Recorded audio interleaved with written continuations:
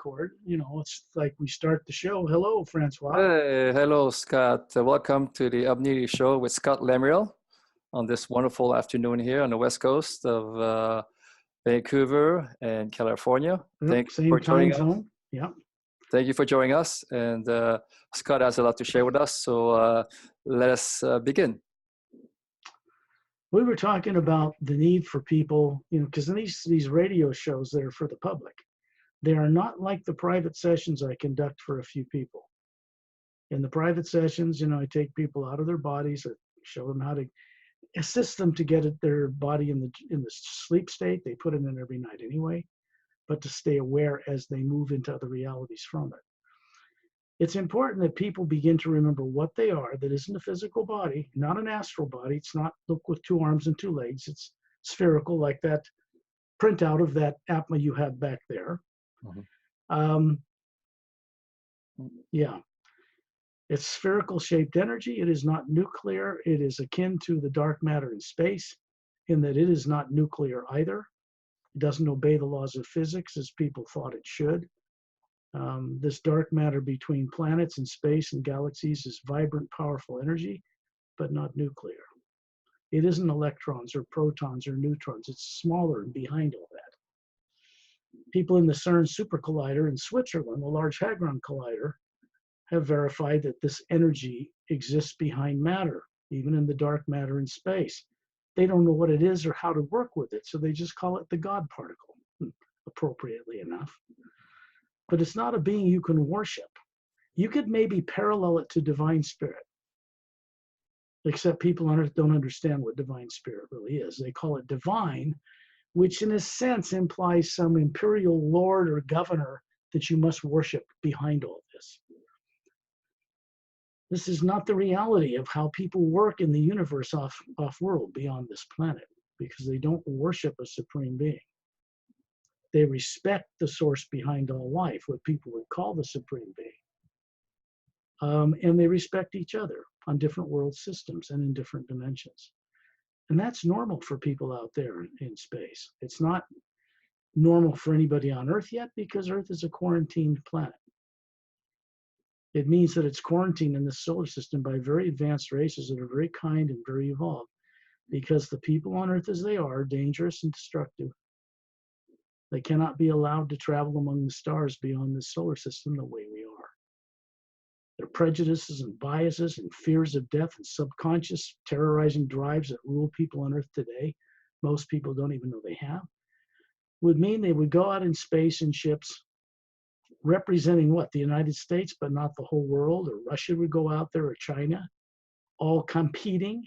You can't take those kinds of energies out among the stars, amongst more advanced races who have learned how to work not only harmoniously within their own world as a race of people on a planet, but between hundreds of millions of worlds.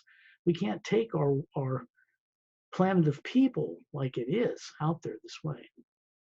So there are people in the classified and royal families even, and the classified secret government that got established after World War II to run things, despite who might be in the White House in the States every 4 years, that kind of thing. They all know now that they don't have a future in space the way they are. We won't have a future in space lying to people here. People classifying and deceiving people and charging them tax dollars, and then half the time abusing their money even against our own people in one misdirected choice after another, like chemtrails, for instance, done through the United Nations, and it's classified so they can spray them all over the world. They're doing things like that out of desperation. For one reason, because the intensity of the energy coming from the sun has increased dramatically in the last 20 years. That's a good thing, but they see it as something affecting warming the oceans. And that wouldn't be happening if we didn't have CO2 in the upper atmosphere, which prevents infrared from bouncing back out into space when it comes here from the sun, and that heats everything up. The opposite side of that, heating everything up, once it gets to a certain point, we go into an ice age, which was usually triggered by a polar flip of the planet's poles of this world, cyclically. That kind of a thing, the people I work with who aren't from Earth And beings beyond that that run the mechanics of creation have permanently stopped polar flips for this planet, fortunately. Which means we're not going to have any more golden age to iron age here and back again. The people on Earth are capable, the massive people, under the right conditions, to become aware of extraterrestrial life in vast, vast numbers. That's not a problem. The people are ready. It's the people in power right now that use a classified system that are not ready.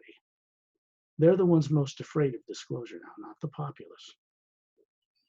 Part of the original bylaws written into the National Security Act that Truman established in the United States, and really this kind of thing was established in other countries like Russia and China, other place, England as well, France and other countries, Canada as well, which worked in a collaboration secretly in the Strategic Air Command during the whole struggle with the former Soviet Union.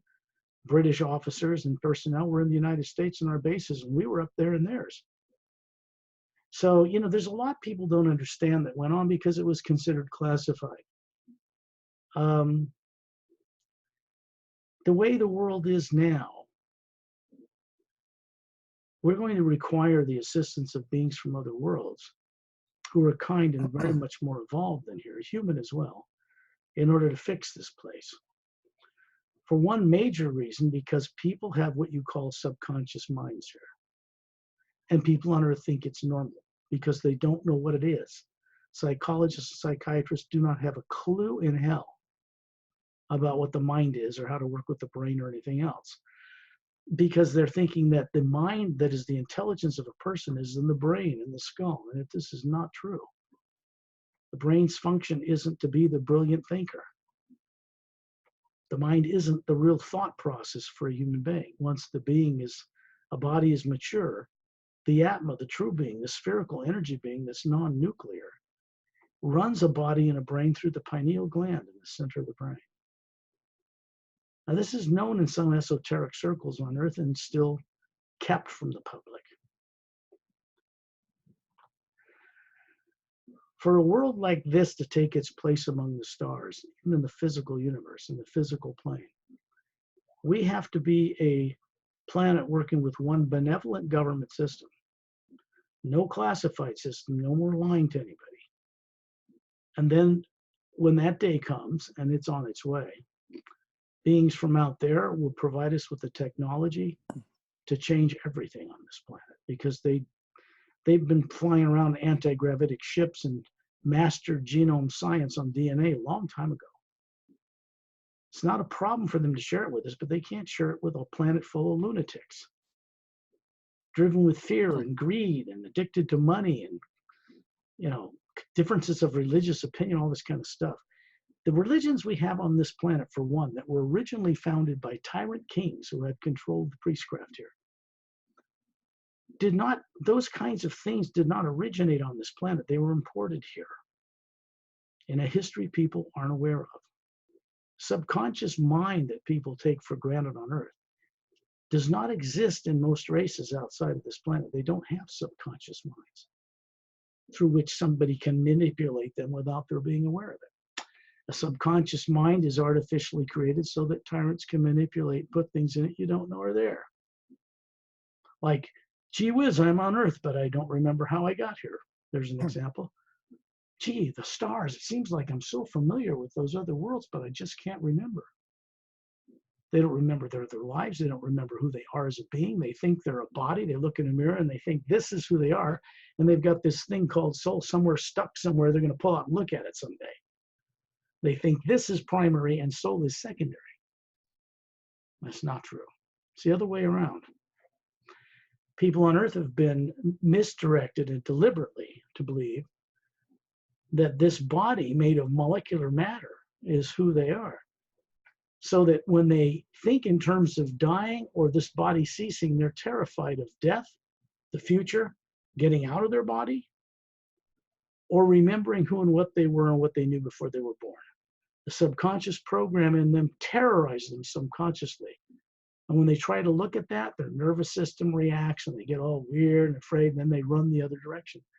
So they're terrified to really confront that stuff. And this is something that people on Earth are going to require a great deal of assistance with from friends from out of town. And when I say out of town, I mean off planet, who are experts, well trained, who do not have subconscious minds that know how to undo this kind of thing that was done to people by tyrants during the last 500,000 years in the history no one on earth remembers. It's not a problem that we have little grays abducting people on earth anymore, because that was stopped more than 20 years ago. It's not a problem that there's reptilians, few that were ever here, in bases underground in our militaries, because they have been sent out of here, out of the solar system. And not by our military, not by our governments. They were sent out from people not of this world, so that this planet could begin to change, because you don't want those influences here.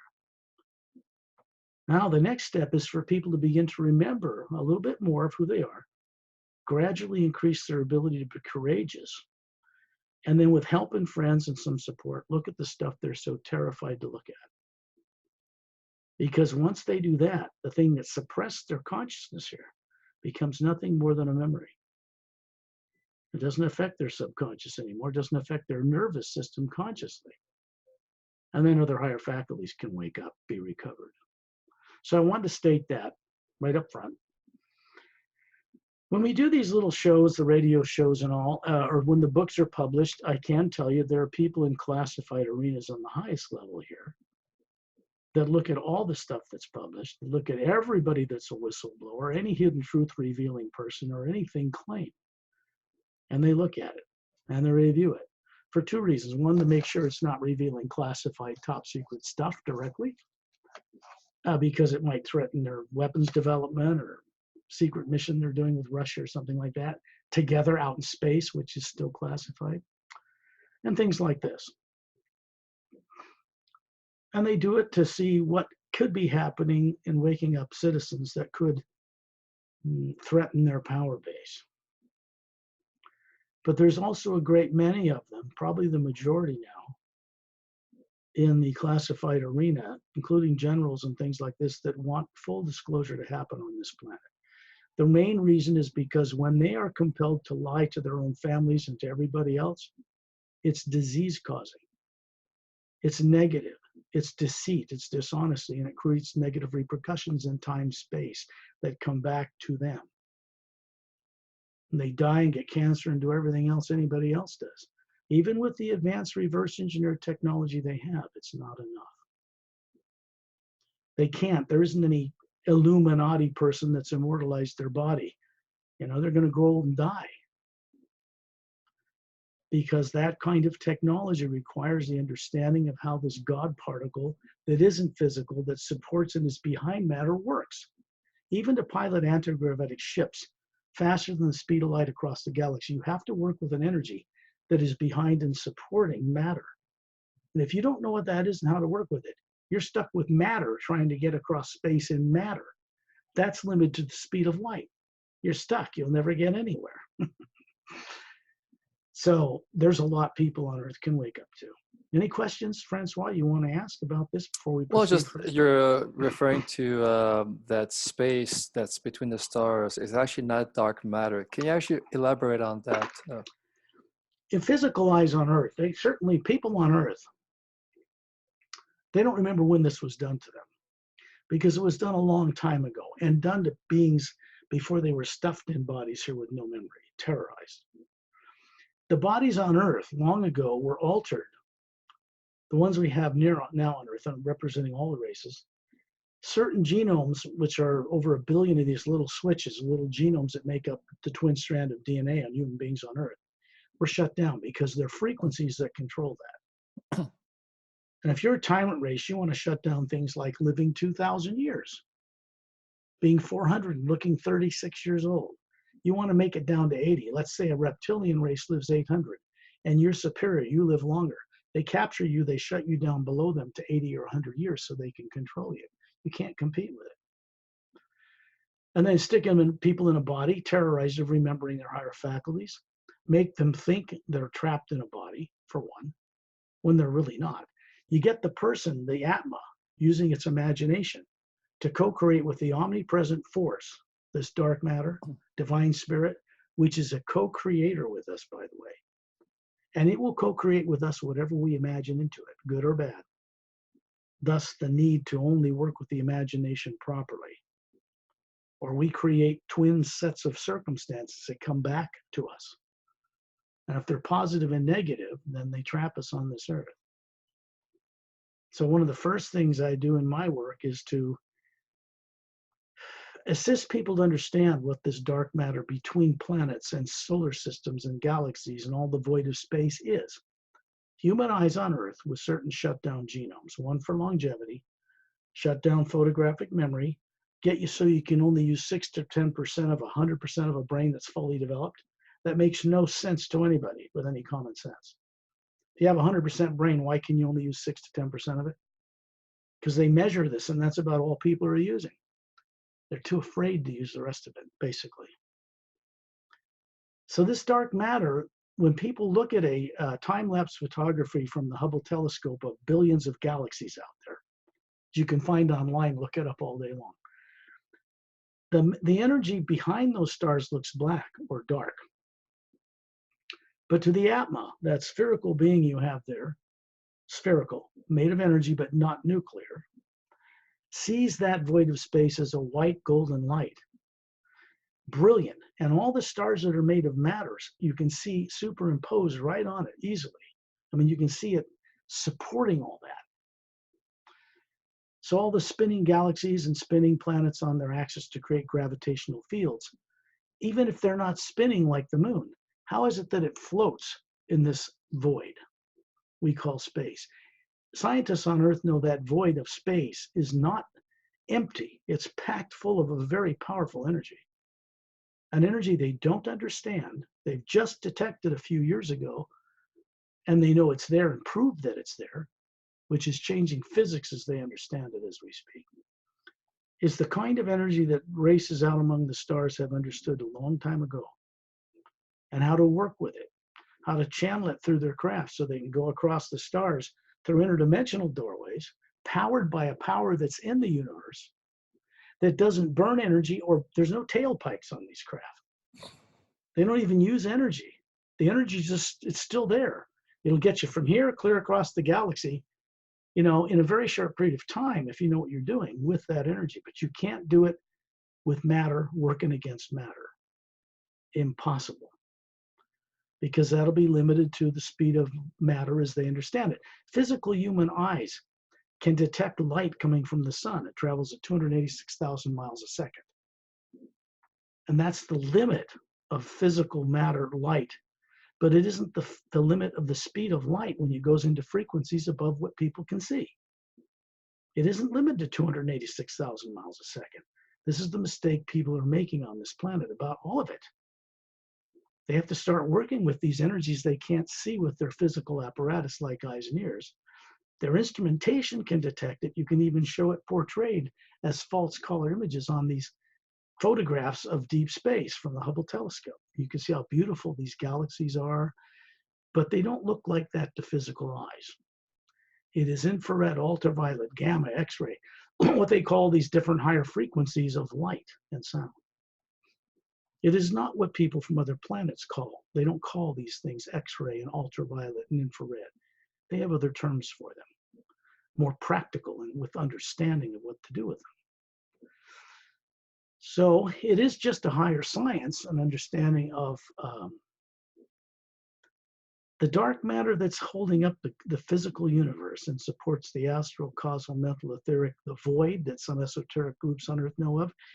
Buddhist monks that are taught that there's nothing beyond that because they've never been taught to imagine beyond it or see beyond it. So they don't know that there are many higher levels above that void, made of an energy that's not like that makes up the energy of the lower dimensions, time and space. The Atma, the being that is not a physical body, came into existence in the image of the source. So our real self that's spherical like this, is, right? well, spherical, but has different colors, a white core like you'd see in that, yes. Which is why planets and moons and suns and stars are all round. They're round because they are made in the image of their creators. That means every Atma, every individual running a body is and always has been a part of this source energy, because the energy that makes up this sphere, people on earth call soul, is made up of the very same energy as the supreme source itself, as people call it supreme. That means like a tyrant, supreme, dominant, your Lord, you worship it. No. That source itself, if you ever actually go there, never demanded or requested that we worship it in the first place. Tyrants in the lower dimensions propping themselves up as that supreme source are the ones that demand worship. And they aren't out for the good of people. They'll compel them to reincarnate here again and again with no memory, to get it right, to work out your karma and all that nonsense. It's a trap to control energy from beings, to enslave them.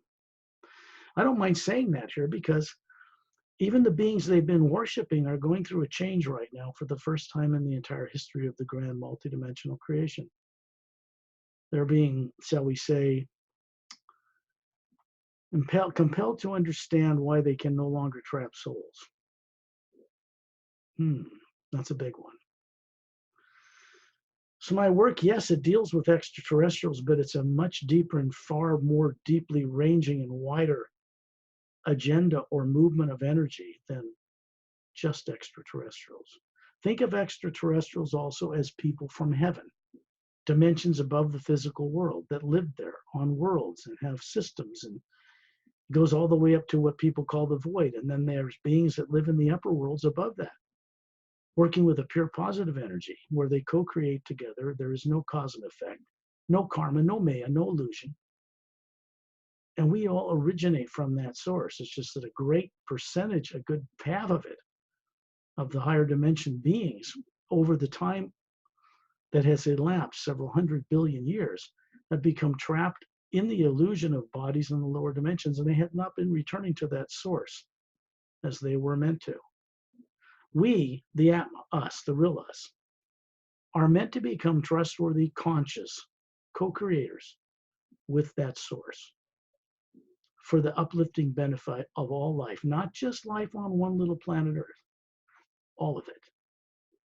And our journey, our purpose, is to one day return to that source from all of those pain and suffering and illusion and lifetimes with a new insight that we can download into that source to help it understand, because it relies on us to bring back that understanding about how the lower dimensions of time and space could be run differently so that beings aren't trapped in it as they are now. Which means the old experiment of what we call good and evil has to be retired like the dinosaur and replaced with a new ray of consciousness moving through this omnipresent first sound behind all creation. In the Bible, they call it the word, but it's not a written word. It's not a book. It's a first sound, a first spirit behind everything that motivated and brought into creation what we call the worlds of time and space. There's 144 parallel dimensions in the physical universe alone, each one vibrating at a slightly higher molecular time rate. Whole worlds and realities that more advanced beings know how to traverse in their craft between these levels. Not just the galaxies you see with the Hubble telescope, levels of it. Then you go over a barrier into what's called the emotional plane or the astral level, where matter is moved by emotional feeling, which is where all emotion comes from. And there's 144 there.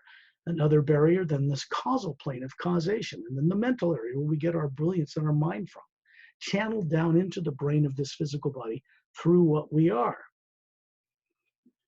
And an etheric, which is a almost transparent type of form of molecules that made up there. People see images of etheric, bodies that are crystalline, transparent with luminous eyes and all that.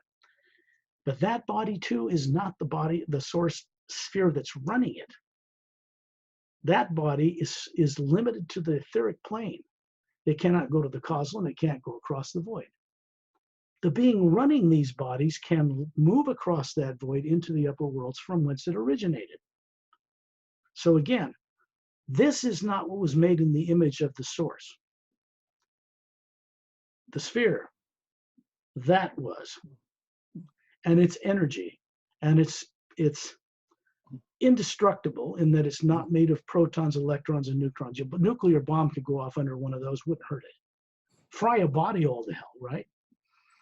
But the Atma would just be sitting there without a body, it wouldn't hurt it. Which also means that no single atom of the source, or Atma, any being running any body that's ever existed in hundreds of billions of years on all these levels, the beings that run them have never been destroyed, not one, ever. And there's an aspect of us living in those higher planes from whence we originated, still there.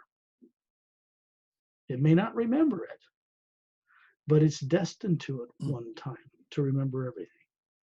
So it can fulfill its destiny. It means that the source behind all life, Prime Creator, what people from other worlds call Prime Creator, doesn't know everything like people think. In present time, it knows everything that's going on in all the universe because it is an omnipresent energy field running through all of it on different levels of vibration. One energy. The energy that makes up each of us as individuals is exactly the same, like a drop of it from an almighty ocean of it, individualized. You never lose your individualization, but we do develop to co-create with fantastic numbers of other beings in a harmonious way, so that we can actually get to the point where the lower dimensions of time and space, planets and moons and suns and stars and bodies and reincarnation and all that, can become mirrors of the upper worlds, how they work, which was the original idea for their creation. Never succeeded. As long as the old experiment, a failed experiment, we were all involved in, dealing with good and bad, evil and good, and the whole fight, as long as that's in play in the lower dimensions of time and space, then you cannot change the lower dimensions of time and space. But if the lower dimensions of time and space that were locked and finished at one time and have become recently unfixed and unfinished, meaning that the mechanics, the beings that run the mechanics of the entire creation hold it in place, galaxies and different dimensions and the doorways between them and all that, which are called silent mentors or silent ones, are a type of being that is different from the order of Atmas or souls that we are. But they have recently gone through a consciousness change themselves. One of the things they recently did, because they were directed to, was stop the polar flips of this planet. Earth is one of the only worlds in creation that flips its poles cyclically, destroying everything on the surface. It was created and imbalanced this way when a planet was blown up here, which is now the asteroid belt circling in the orbit of a planet between Mars and Jupiter in our solar system. That imbalanced a lot of things when that happened. So some of those things are being corrected so that beings on Earth actually have the opportunity to step up to bat, to leave behind the old ways of deception and dishonesty, and take their place amongst vast hosts of races among the stars who will share their technology, their science of genome and DNA science, bodies living thousands of years if we want that, help people remember how to get in and out of their bodies and remember who they are as an Atma. This is easy for these folks. Getting rid of nuclear material, radioactive isotopes men on Earth have made deliberately to be unstable can all be corrected. Pollutants in the water table, in the air, the intense radiation from the sun that's increased, why they're spraying chemtrails. That can all be fixed in a day by these people. That's not a problem for them. But they're not tyrants. They're not going to force it on a bunch of unconscious, fear-driven people over the earth who don't remember where they are. It just creates panic and destruction. So no. Their goal now is to wake people up, to get them to let go of any form of fear, like the lead brick that it is. Useless, entirely a total and complete waste of time. Fear of anything is misdirecting, always misdirecting. So if you have governments on Earth and militaries that are run by subconscious terrorizing fear, which they are, then they're going to be using the money and capital they have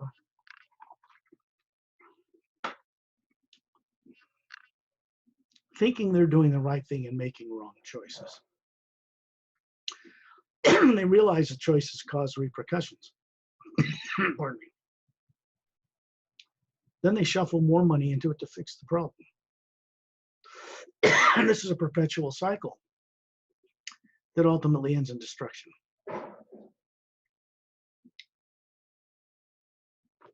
That kind of thing is being undone, outside the planet, among other world systems. There's an energy flowing through the lower dimensions now that cannot be reversed. One of the things it's recently done is taken the form of a huge golden pyramid hovering in its own gravitational field between two stable asteroids in the asteroid field between Mars and Jupiter. Classified people that have gone there can't do anything with it. Weapons don't work on it. They can fire anything they want at it and they just get dissolved, neutralized. It's putting out an energy, and yet it's never threatened the people that have attacked it.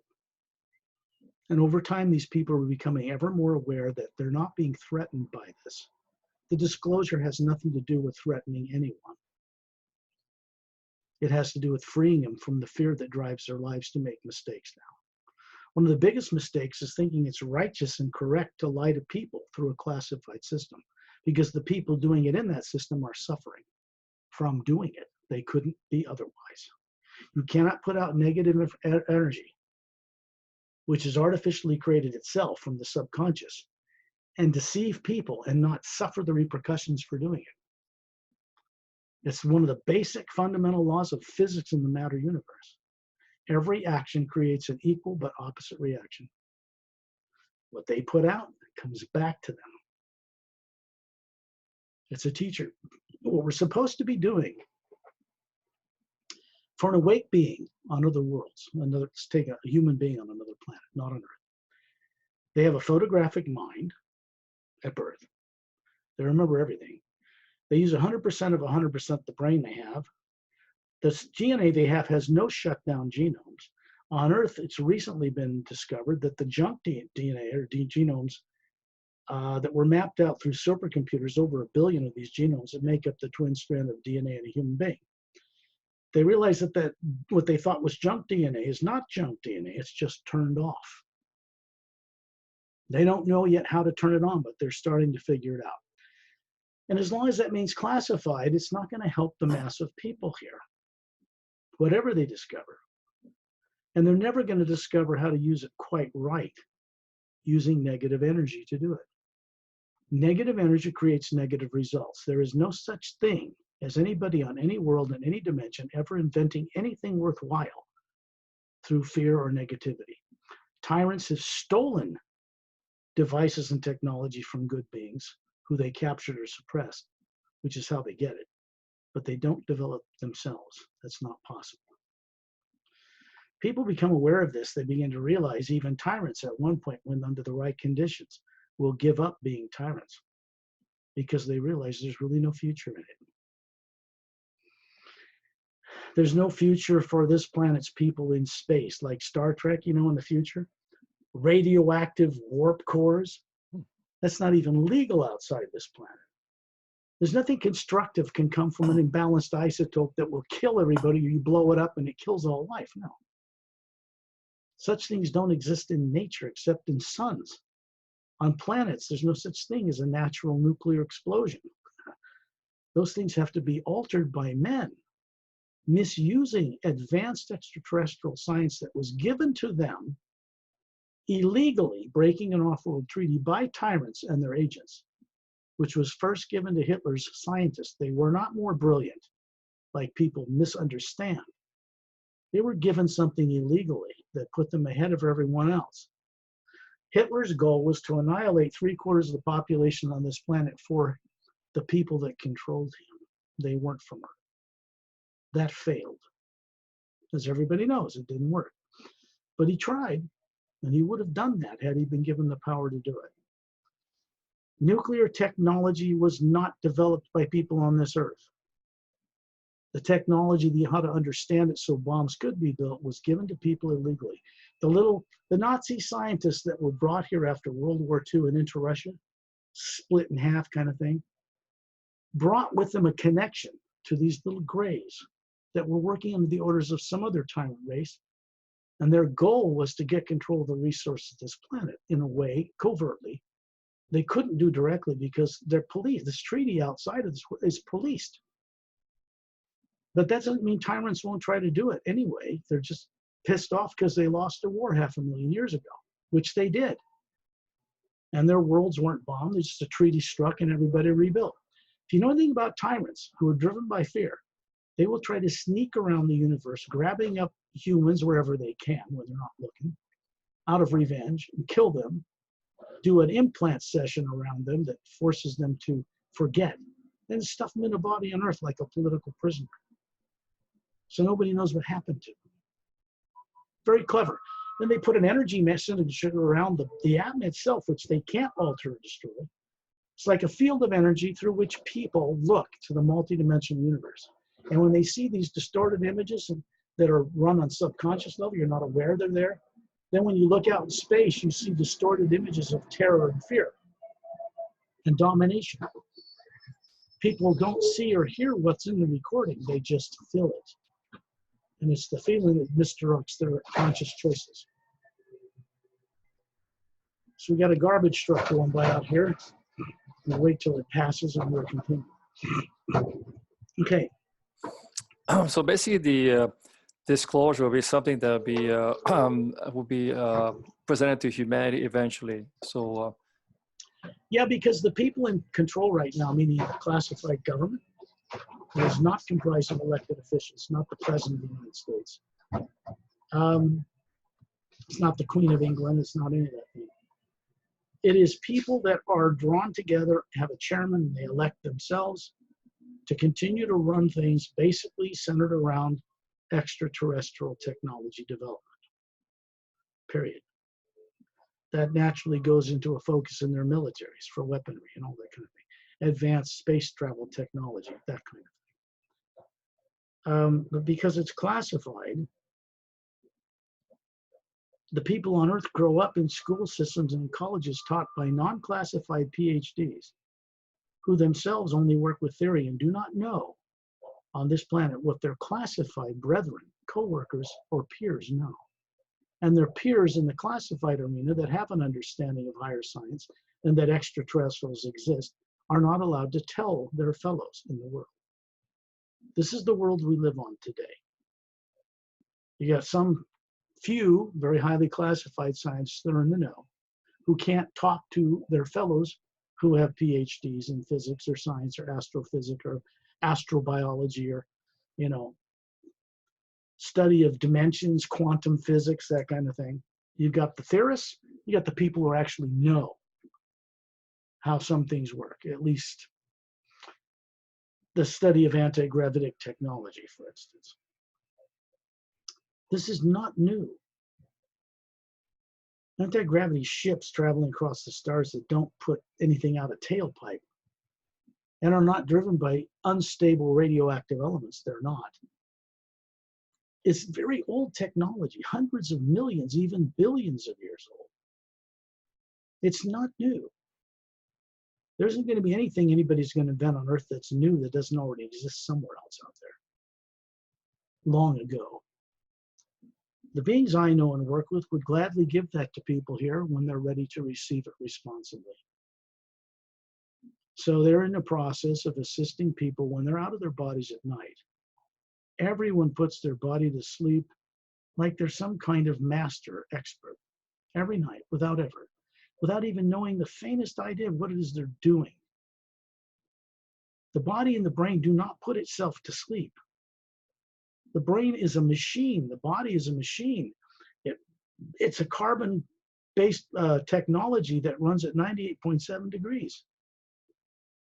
It's designed so the genetics of it originally could channel higher faculties of the Atma or the being, what people call soul, can run it and remain knowing what it is that isn't physical.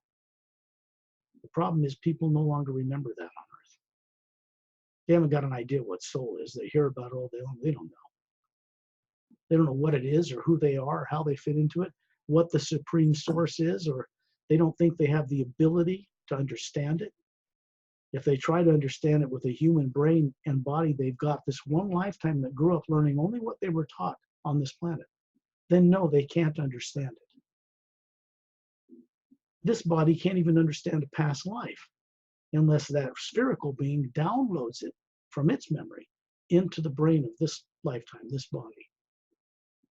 This is what people don't understand. They're trying to understand something with a brain they grew up in one lifetime. It's impossible.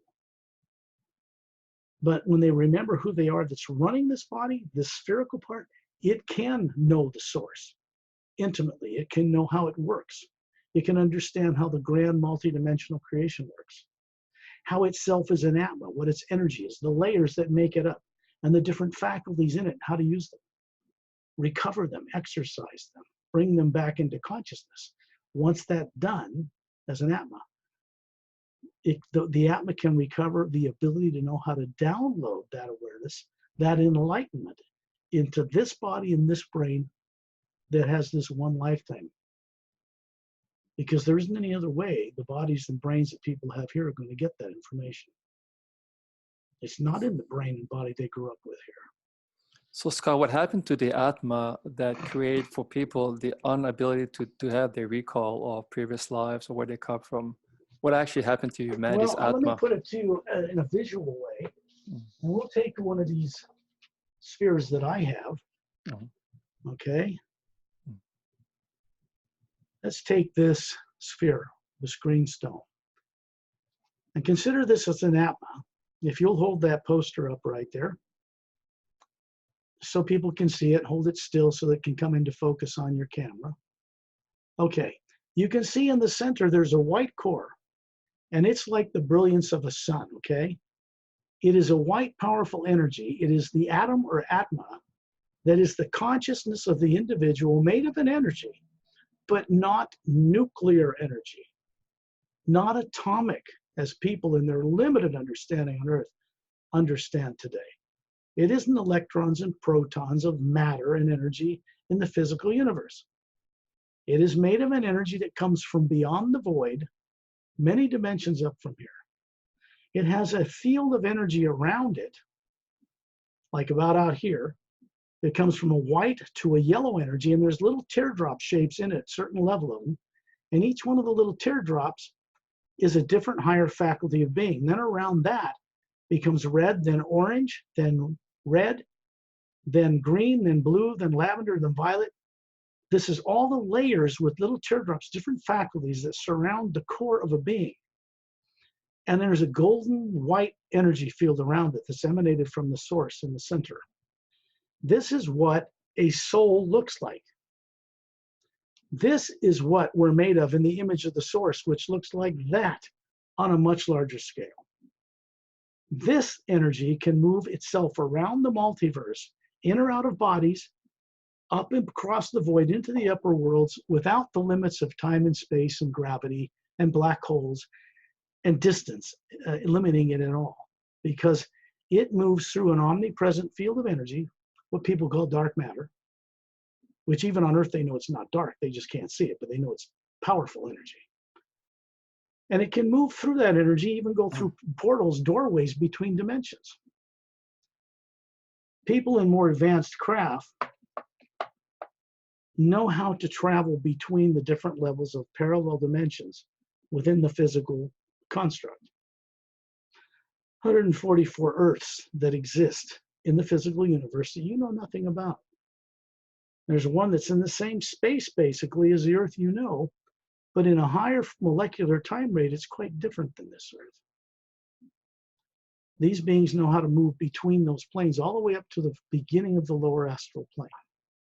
They don't take their ships up into the astral. They have to actually leave their bodies as Atmas and go into a body they're running on the astral and play with ships up there. There are races that are advanced enough to do this. So they're not in the dark. Most of the advanced races I work with from the Galactic Interdimensional Alliance of Free Worlds, centered near the core of our galaxy, and other organizations that work together in harmony, are beginning to remember and travel across the void into the upper worlds. As advanced as they are, this was not something they were doing until very recently. And originally what was planned was to have beings in the lower dimensions running bodies here, put the bodies in automatic in the sleep state like they do at night, and go back to that source and start co-creating there. And this is what we're doing now. This is what my work is all about. Does that describe and answer your question thoroughly enough for dark matter? Yes, that's great. Thank you for sharing, because a lot of misconception about dark matter, and it's just beautiful to understand this right now. And so, as you were saying, the disclosure will bring all that understanding that we've never been alone, and that all these technology like teleportation devices or stations can be implemented on Earth, so you can travel Yeah, that's true. from Yes. LA to London And in go from here to Beijing in a few a seconds. second. Yeah. And no problem. This is not new technology. I keep trying to make this point to people. Because they can't blame people on Earth. Let me turn on a light. Sure. You know, I don't blame people on Earth for not knowing anything. They were deliberately stuck in a body on this planet with their memory suppressed. This is a fact. This is not conjecture. Down deep, everybody on this Earth knows something was done to them that isn't right. I don't care how religious they are, what they believe in, they know there's something not right about not knowing who they are, or who the source behind life is, and that it's some big dude you'll never understand. Just believe it on faith. Trust in the emperor that's controlling the priestcraft, so you remain stupider than a brick your whole life and die in fear of some kind. This is the condition most people are in. And it isn't natural, and it's not normal. Many people are afraid to leave their body while they're alive because they figure a demon will catch them. And they've been told this by a bunch of bent people on Earth who are even more terrorized than they are. You know, the fact is that if you're on Earth running a body and you don't know what it is that's running that body, and you don't remember anything, and all you've got is what you've grown off the piddly information you've learned in school on this planet, and that's it, and that's all you have to deal with here, then I can't blame people for running in fear of getting out of their bodies. But the point is, if they're that far down the scale of life, on a planet in the third of the parallel dimensions that make up 144, near the bottom, on a planet like this, with no memory, they don't remember what they knew before they were born here, they don't even know how they got here, then how can they think for a moment that they have free will? How can you have free will if you don't have access to what you are and what it knows in hundreds of billions of years? That's what you need to get things right. You can't get things right coming into a body with your memory wiped and trying to get it right, because people will make nothing but mistakes. Majority of their higher intellect doesn't even reach on this planet when it's suppressed that way. So it's very important that people begin to recover knowing what they are that isn't a physical body. It's key. And that's what I think is the most important, because you can see now in modern society now, people have this unease about, like you're saying, that not knowing who they really are. So no money, no education, no PhD level or fancy car or houses make them satisfied. They still have this unease. Well, who am I? Where am I from? What's the point of living here? So that's correct. The unease And they think that's normal. It is not normal. It is anything but normal. There are countless hundreds of millions of worlds in just a quarter of our Milky Way galaxy that have human and humanoid and other life on them, that live a minimum of 1,000 years in a physical body, that have photographic memories. They do not have subconscious minds because their societies would not tolerate anybody having anything subconscious. They have the technology to get rid of and neutralize subconscious, artificial created programs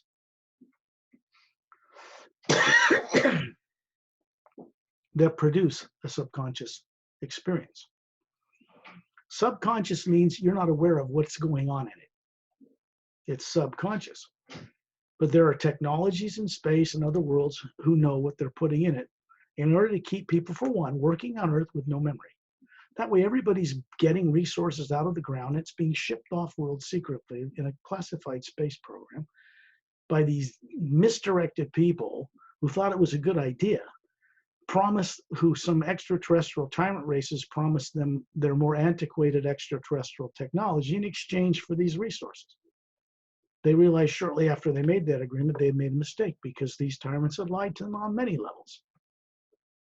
They had no way of extricating them from our bases or anything else.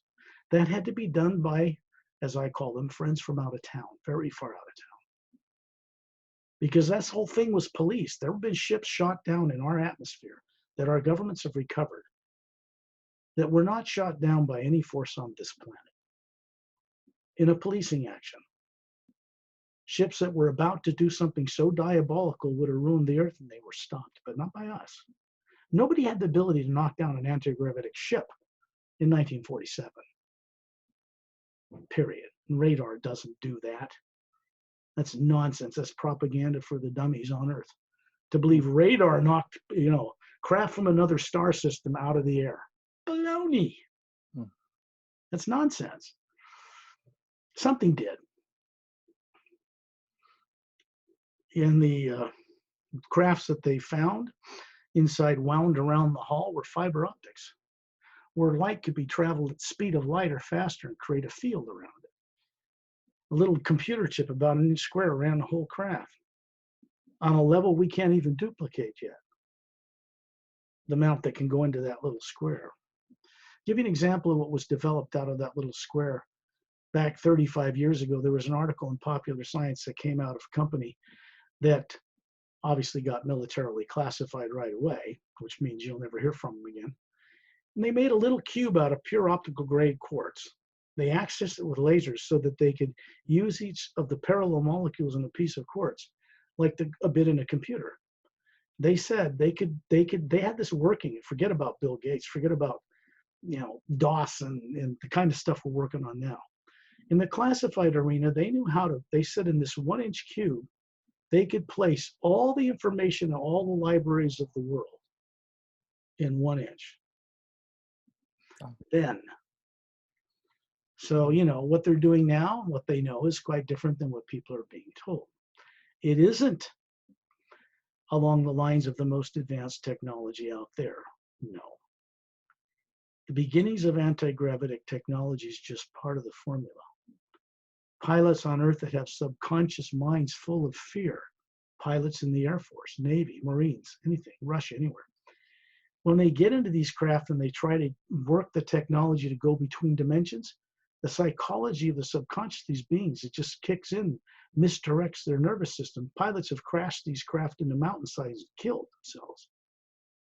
You cannot pilot things interdimensionally with negative subconscious drives. They're telepathically driven.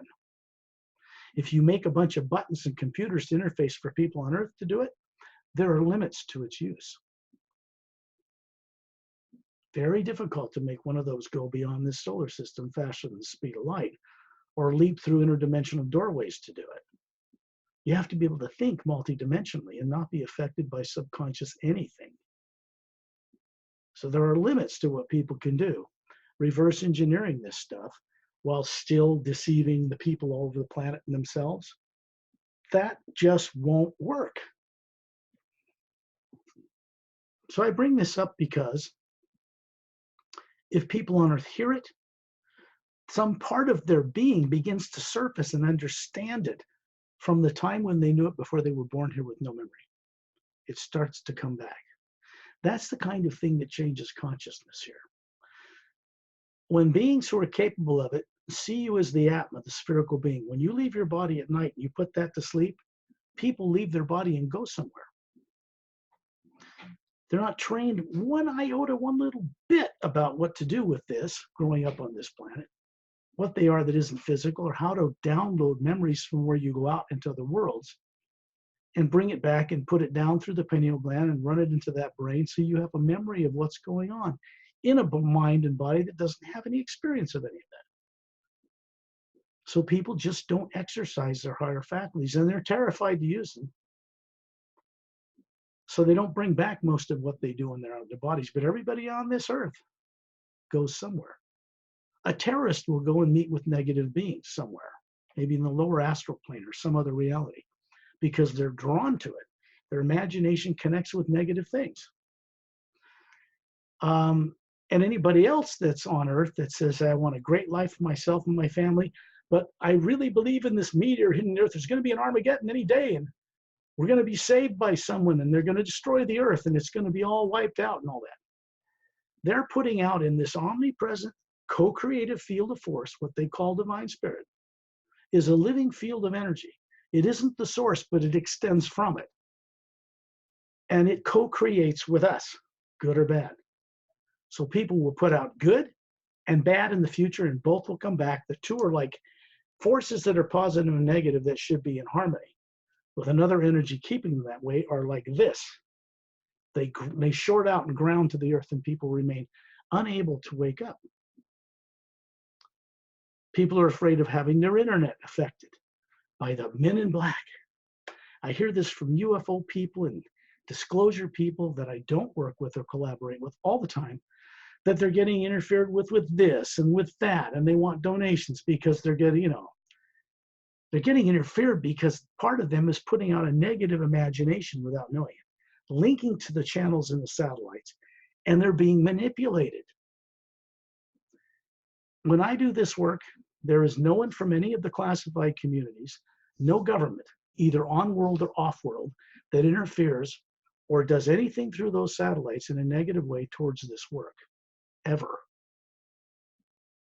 They don't call me up and threaten me. Men in black don't show up at the door, because my work is for their benefit too. And they know it now. So how do I put this? If people are having problems being interfered with, but what I think is the classified community, they're creating it. If there are beings misdirected in those communities, putting out energies to control people, they're voluntarily, without realizing, linking to it. And if you do that, you might as well just go find a nice cliff and get in a truck and, no, I don't want to say that. Somebody might do it. The thing to do is just simply stop doing it. In other words, become aware of how the creative imagination is used and what it is. There is nothing in a human body or the brain that runs it that can imagine anything. How much imagining do you think people are capable of growing up in the school system on this planet, under a tax-burdened culture, under a deceptive, classified, dishonest culture, growing up, not knowing who they are, and how much can anybody on earth be expected under those conditions to remember the first thing about what they once knew before they were born here? It's conflict of interest, it's contradictory.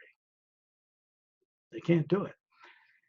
So the brain does not imagine anything. There's no motion picture camera in the gray brain cells, which is a multi-billion circuited neural system to run all the complexities of the body and talking and moving, coordination, all that. And it'll store memory that you have learned in this lifetime, but that is it.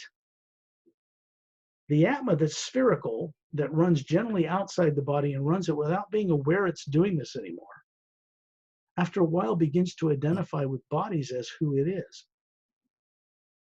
Then it's really in trouble, because it's putting its imagination, which comes from the white core, like your picture. There's a white core in here. It comes from there. That center is what imagines. This is what you do when you're daydreaming. It is that is seeing. While you're looking out the window in a classroom and you're bored, and you see the parking lot through your physical eyes, lights coming into it, and you see what's outside. But while you're imagining yourself being with that girlfriend or at the beach or in the mountains or even on another planet, the only thing that can actually see that is that white core. It's not limited in one dimension, it's multidimensionally layered. Each one of those layers of the spectrum of light is parallel to one of the dimensions in space-time and beyond it.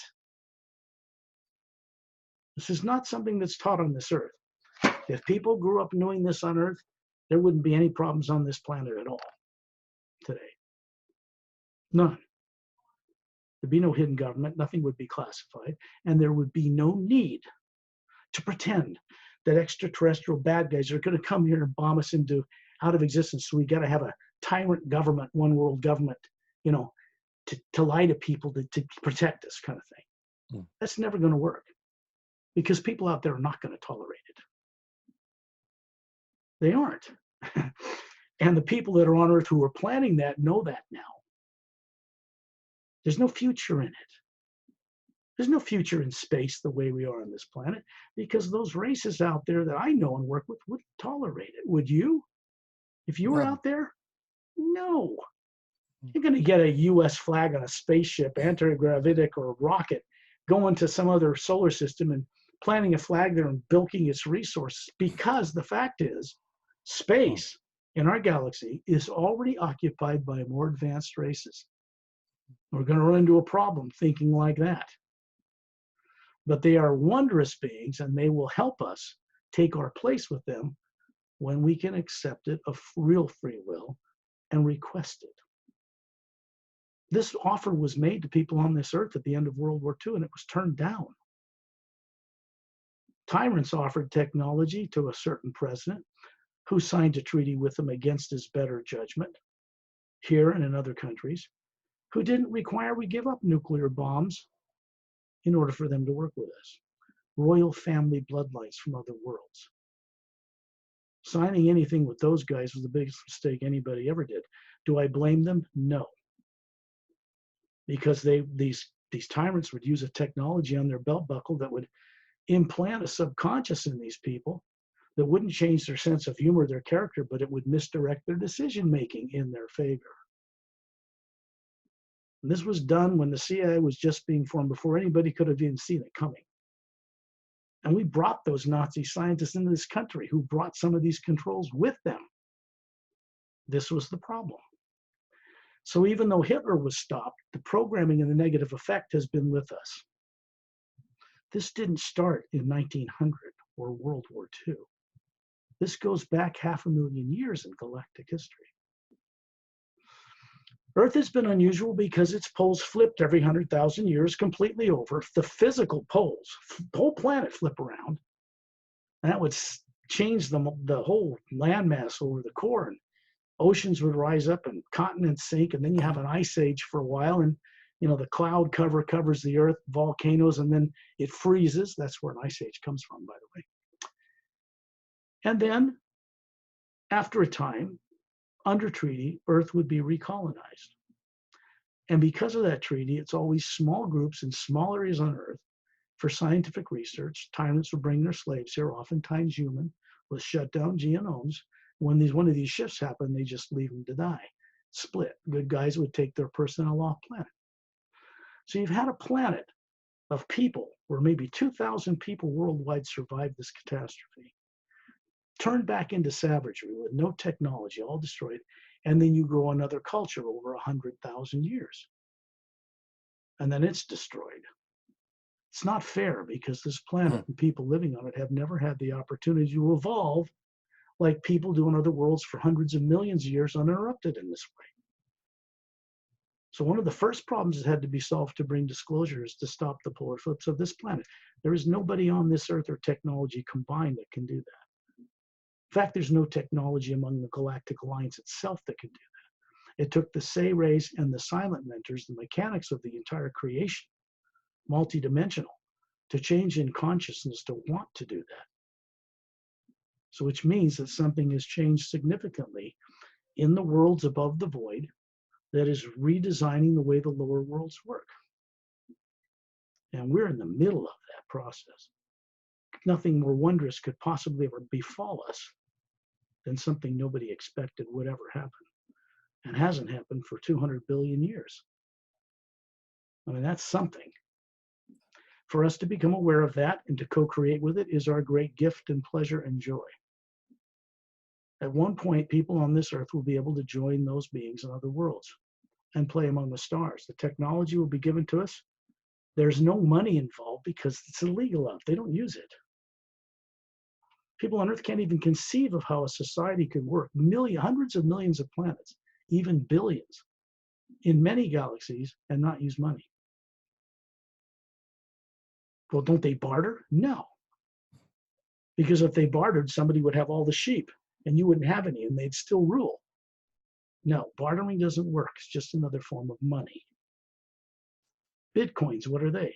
Digits in a computer, just another form of money. To use them, for the most part, you got to cash them into the coin of the realm. Or gold and silver, whatever. Yeah.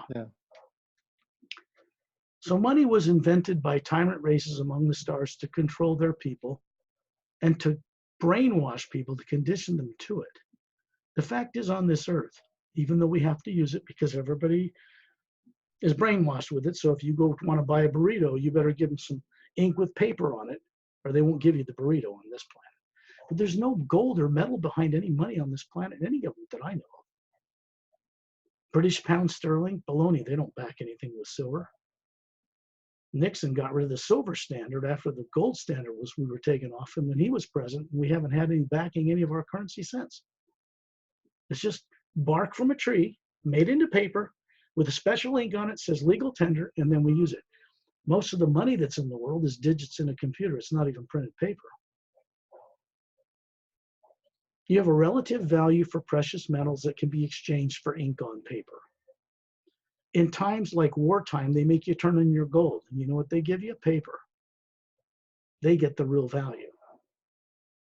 So there's no security in this system. If you were under martial law, you would have to give up all your gold. But they could do it under the National Security Act, say, we're going to give you paper. Here's paper. Give us your gold. We need it for space technology or some other thing. This has been done before on this planet. So, working with, let's go ahead. I'm sorry. I'm sorry, sir. Whenever, if you have time, can you share your thoughts on as humans used to be breatharian, then they went from being breatharian to meat eaters, and now we're coming back now with understanding. We're going from vegetarian to become a vegan. Got another garbage truck out. Okay. Tuesday is that day, and you never know what hours they're coming. They're very noisy. Yeah, it's a big That's mechanical. Earth for you. Well, then we'll have new technology to transmute all those landfills. Well, also. for instance, one of the technologies that's been in use on worlds I travel to and people I know is a device where you put your refuge, or even if there is sewage, because they don't have sewer systems there like we have. They don't pollute underground waterways. They don't do that. Everything goes into a thing that just changes the molecules. It's a molecular transmuter. It changes the molecules of one form into another form. So anything that's excrement becomes, or waste becomes, a new paper towel roll or a plastic toy, or it gets moved into other molecular matter and substances and blocks and things they can use for processing and manufacturing. Nothing's wasted. Nothing's polluted. Now, this is normal for more advanced cultures. Earth is way nowhere near that yet. And it would be a million years before they'd finally get there if it wasn't given to us from people who know it already. So what I'm sharing with people is, and this, obviously, this little show will be watched by the most classified people on this planet. So I'm speaking to them directly as well, and they know I am. At some point, we will all be able to enjoy movement and travel among the stars, be taught on other worlds on a weekend retreat, exchange people, things like that. But we have to be a culture that is just sane. Normal. Normal is you have a benevolent government system running things on your behalf that are humble, that are privileged for them to do it for their race. That's real politicians. Basically, establish an Earth Constitution. Yeah, but it wouldn't be like laws with the police force to make sure people will obey it, because if people are aware of what they are that isn't physical, they don't go postal. They don't need to be policed. Yeah. They police themselves. No, I mean an Earth Constitution or planet Constitution to be of service to humanity. Of course. Or have this understanding that... that kind of system is not new. It's very ancient. And if people know how to do it right, they'll share it with us. But you got to have people on Earth that are willing to say, great, now we know how to do it. Let's do it. Right now, they shoot each other to get in positions of power instead of do what's right. And they think they're doing the right thing. And it keeps showing them that it isn't, over and over and over and over again. So they reshuffle money to try to fix the last decision they make that backfired. And they know this now. It's not working. You can't take a culture like what we have on Earth, send it out among the stars on these incredibly highly evolved technological wonders, to mix it up with beings who don't have subconscious minds if you've got one, because it won't work. People with subconscious drives would not hear. These people are telepathic, which is natural. Vocal cords are only used as like eating is done. They don't have to eat food, but they do for pleasure. especially in a social setting. But they don't Well, need to eat because there are genomes turned off in our bodies that prevent us from drawing energy directly from the sun or from a higher plane of existence. And these bodies actually have the capability to do it when certain things are corrected in them. that's what I was going to ask you just before we had the interruption there. Is that I was going to ask you if you share your thoughts. We used to be breatharian, and now we became meat eaters, and now there's a big movement on the planet going back to vegetarian and being veganism. So can you share your thoughts on what happened to humanity and where we're at and where we're going with all this? First of all, I want to tell people in order for them to get the benefit from what I do or my work, they don't need to stop eating meat. They will drop it like a lead brick when they understand consciously what it is they're doing. I won't have to tell them anything. Because when they're slaughtering masses of animals who are raised in terrible conditions, who have feelings, who hurt, who suffer, who care about their own offspring, there are Atmas running the animal bodies on this planet, just like ones running humans. We're not superior to them. So they have Atmas just like us. Correct. Yeah. And if people knew that, they wouldn't dare raise masses of them and slaughter them and torture them without thought.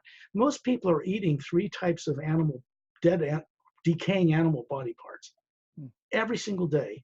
And if you try to talk to them about it, I don't want to look at that. I don't want to see that. It's very cannibalistic. It's very carnivores in general are driven by a subconscious program put in them to make them like the beings who would eat them alive, who are not human, who have eaten humans alive and tortured them to death without thought, like people treat animals here. It was done to people so that it assuages the egos of these tyrants who are driven by more terrifying fear than we are, so that when they capture a human and eat them or torture them, they say, well, they're just eating other animals, higher mammals, so it's okay. People on Earth don't know how vulnerable they are because of what they do. Animals on Earth act like they do towards each other, the carnivores, because of what humans do to each other. The Atmas running those bodies are required to follow the highest life form manifested on a planet. This planet, its conditions are a direct result of 7 billion misdirected people telling the animal kingdom what to go do with itself every day without realizing this. This is a fact. Thoughts and emotions affect the surrounding matter. Primary laws of physics is every action creates an equal but opposite reaction in space-time. What you think and imagine goes out, co-create. This energy will co-create it with you and bring it right back to you, even if it destroys you. Because it can only destroy a body, not the Atma. And Atmas learned from this.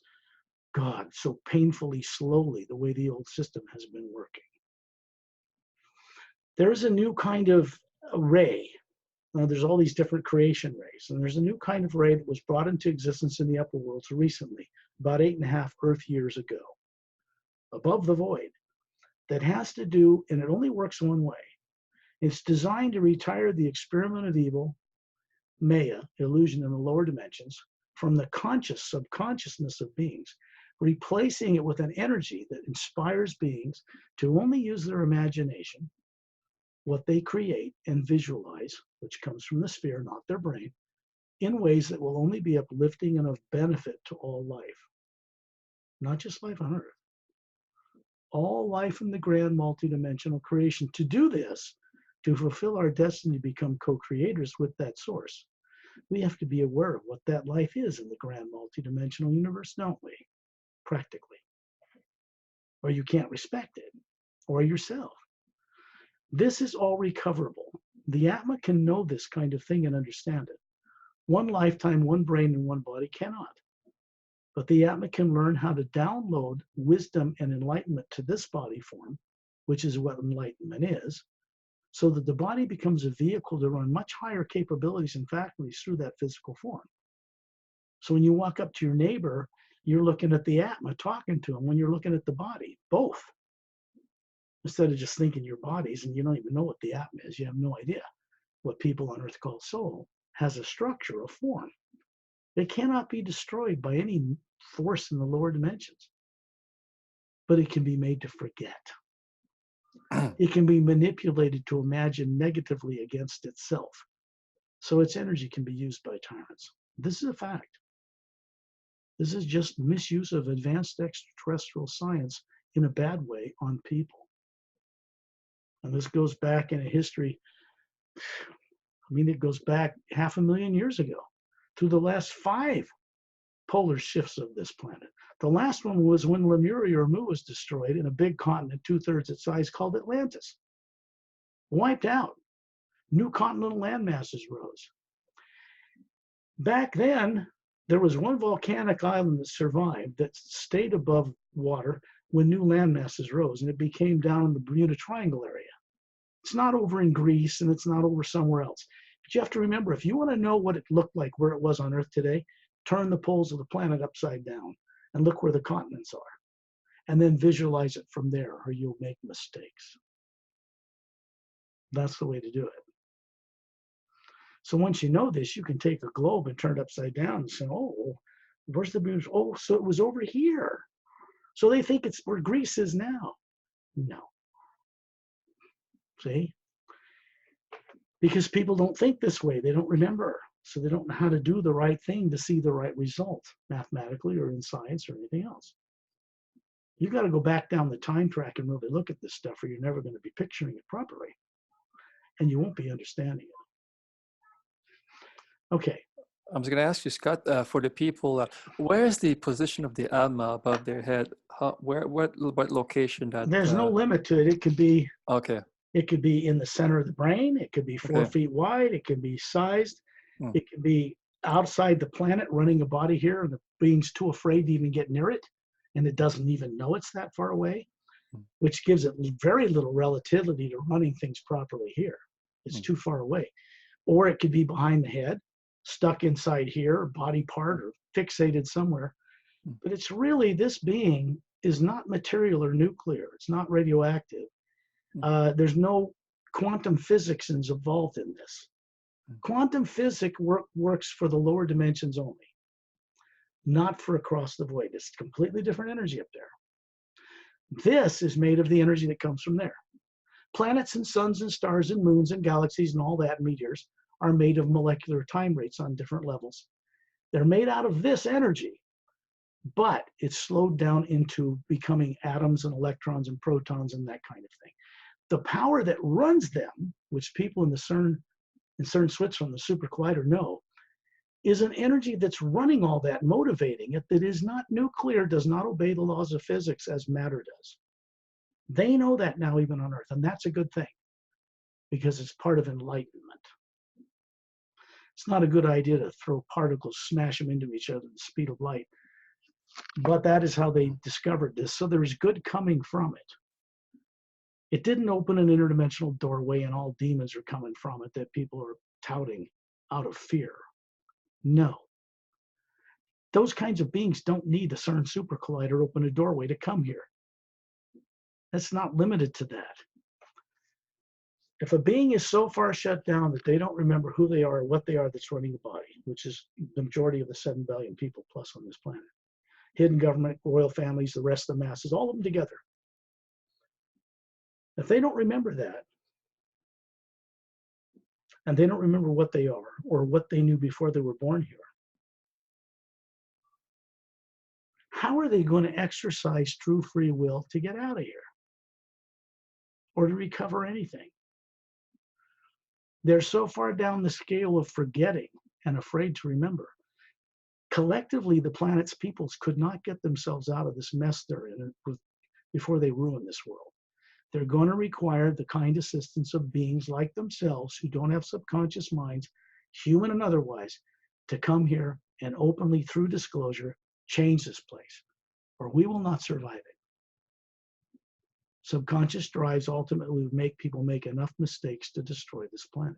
Global warming alone will do that. You don't even need nuclear weapons anymore to do that. All you got to do is kill off the plankton and some of the sea life. 70% of our oxygen comes from the ocean.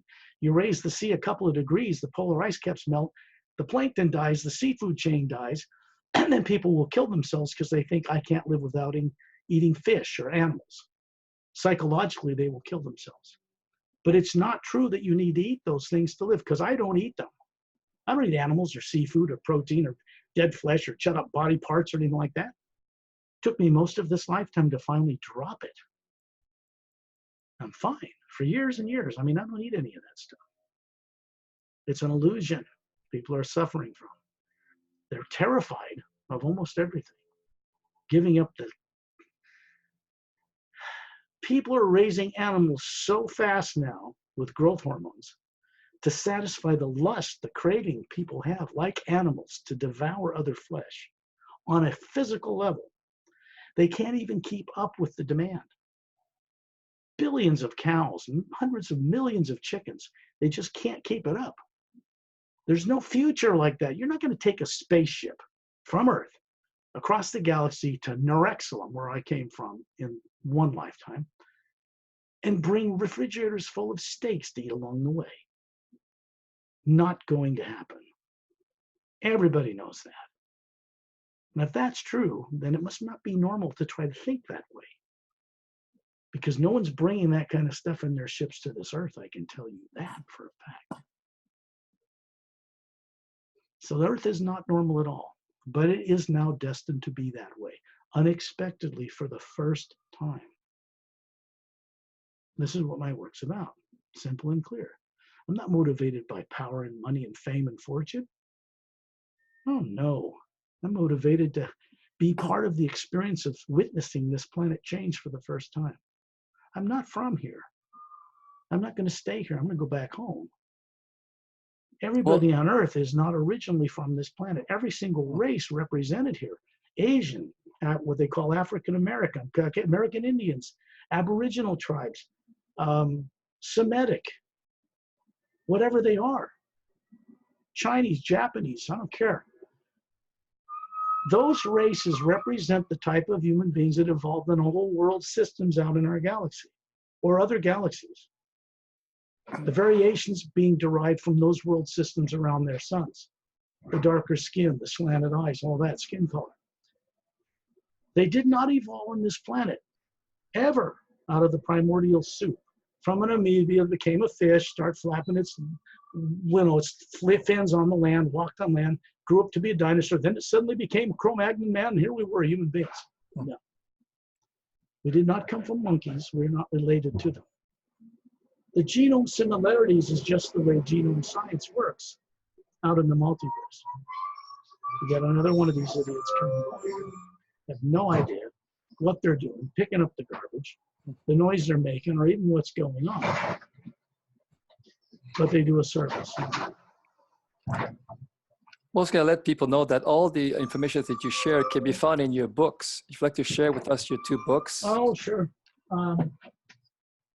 Yeah, there's actually 3 things that I think will benefit people. This is the Sayre's agenda. As you can see on this ship, this is the planet Saturn in our solar system right now. This is the ice chunks of very big, small sizes that make up the ice rings that circle the planet Saturn, a big gas giant. This is one of the smaller craft. It's a mile-long Emerald Star cruiser. It has a bridge control room. See the windows there? Rounded.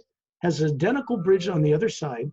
These disc-shaped craft with anti-gravitic lighter, and like the parent ship, little blue glow, have 3 semi-spheric pods, and that's for maneuvering through space-time beyond it. And they're going inside the center of the hull of the ship to land, but there's no open launch bays on this ship. They raise the electromagnetic field around the craft is raised, so it moves into a slightly higher parallel dimension. Then they pass right through the molecules of the hull, lower the vibration back down, and land inside the ship. So the ship is sealed from the outside.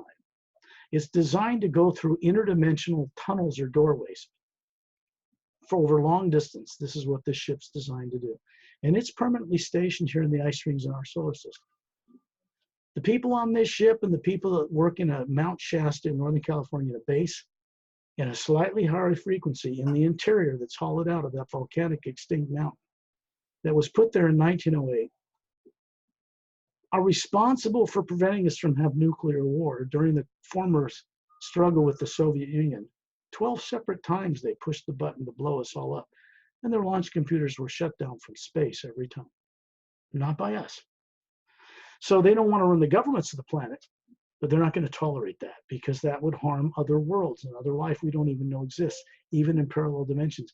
And we collectively on this planet do not have that right to unconsciously do that and inflict that on anyone else.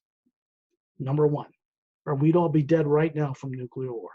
So forget about the Armageddon stuff. That's just fear-driven nonsense. Okay, this book is about a race called the Say race. They are very tall, not from Earth, not from our galaxy. They are human, 8-stranded DNA. We get our genomes for these forms. In fact, almost all bipedal spacefaring races get some genomes from the DNA of the Say race several billion years ago, advanced genetic scientists. They are aware of what they are that isn't the physical body. So science is not an end in itself.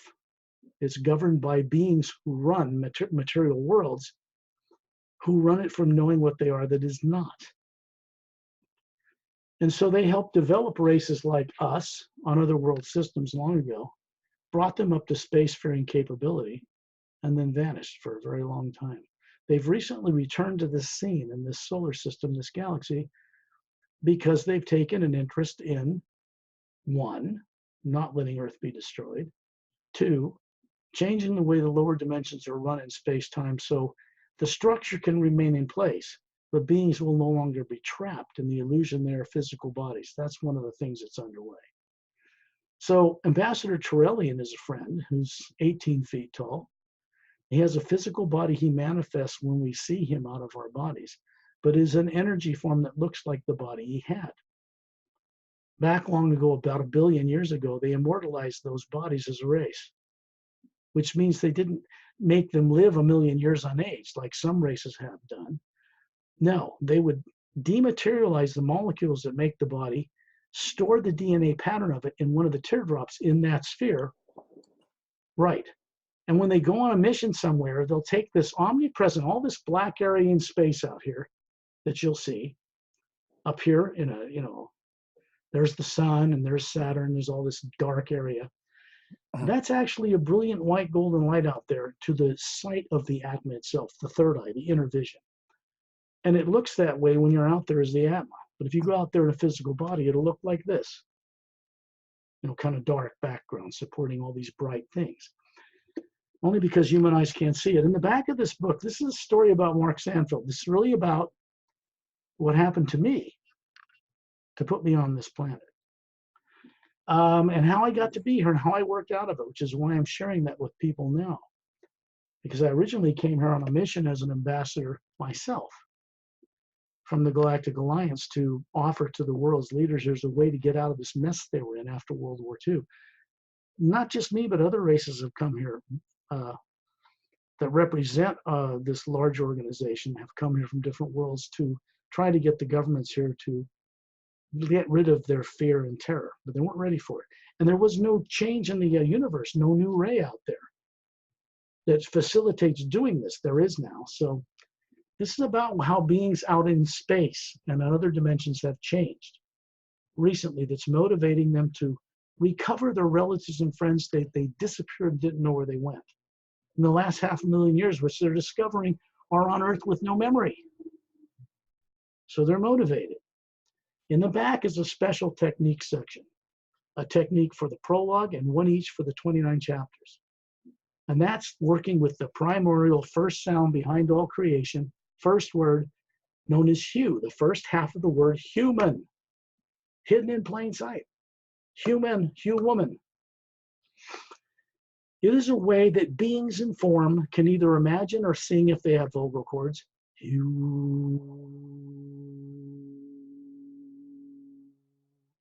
What it does is it vibrates the pineal gland in the center of the brain. It turns something on, it opens a door that links the being directly to the source from whence they came, no intermediary. And it connects to beings who are telepathic, who hear it, who do it themselves, who are not from this world. Some of them are master teachers. So that they become aware of us when we do it on Earth. They begin to become aware of where we are and who we are, and they look into it to find out, oh, that was so-and-so that disappeared 300,000 years ago on a mission in a ship and never came back. Stuff like that, common sense. So it behooves us to work with it, because when you do, the link that's provided that comes from the white core of your being and goes into that co-creative energy in space and connects all the way up the planes to the source is telepathic, not psychic. Psychic energies work with the positive and negative streams in the lower dimensions, and they move back and forth, and they're unreliable. But if you work with the hue, the source energy, it's not psychic. It is from beyond the void. It's stable, and there's a protected field of energy that comes with its use. That's important for people to experience this for themselves by their own direct experience, which is what my work is also about, helping them to have direct experience. So we do this radio show stuff like we're doing now, that I do with Perry out of Thailand, or Gail in Arizona. Or I was just on what's called Age of Truth TV out of Denmark. And the whole interview with Lucas from Age of Truth TV radio, that's a lot of people are seeing now, is right on the front page of my website at paralleltime.com. PARALLELTIME.com. And it's free. I mean, you can go and see it. There's a video of an event that I conducted in Finland a few years back that's there. And short promo videos, 1 minute and 20 seconds, narrated by the brilliant Jessica out of New York, that are really heart-moving. They're free. So this book is about how the destiny that was past prophesied, Armageddon, has been permanently altered off planet. So we won't have that. We're heading in a new direction, unexpectedly. And then this book, the first book of the Parallel Time trilogy, called The Emerald Doorway, as you can see on the front cover, there's the thing that right here that Francois showed you. And this is a disc hovering in space. That's this guy's ship. He's a human Caucasian from another world. This is Melina. She's from the Oceanian race, and they have pale blue skin. They are hovering on anti-gravitic discs that came out of the ship, which ground them gravitationally as discs, and they can fly through the air. They're hovering above the new land masses and waters that surfaced after the poles flipped and Lemriel and Atlantis were destroyed, all except a small volcanic island, which became over 70,000 years the new colonizing power on Earth, that was sunk through the misuse of science 35,000 years ago on this Earth.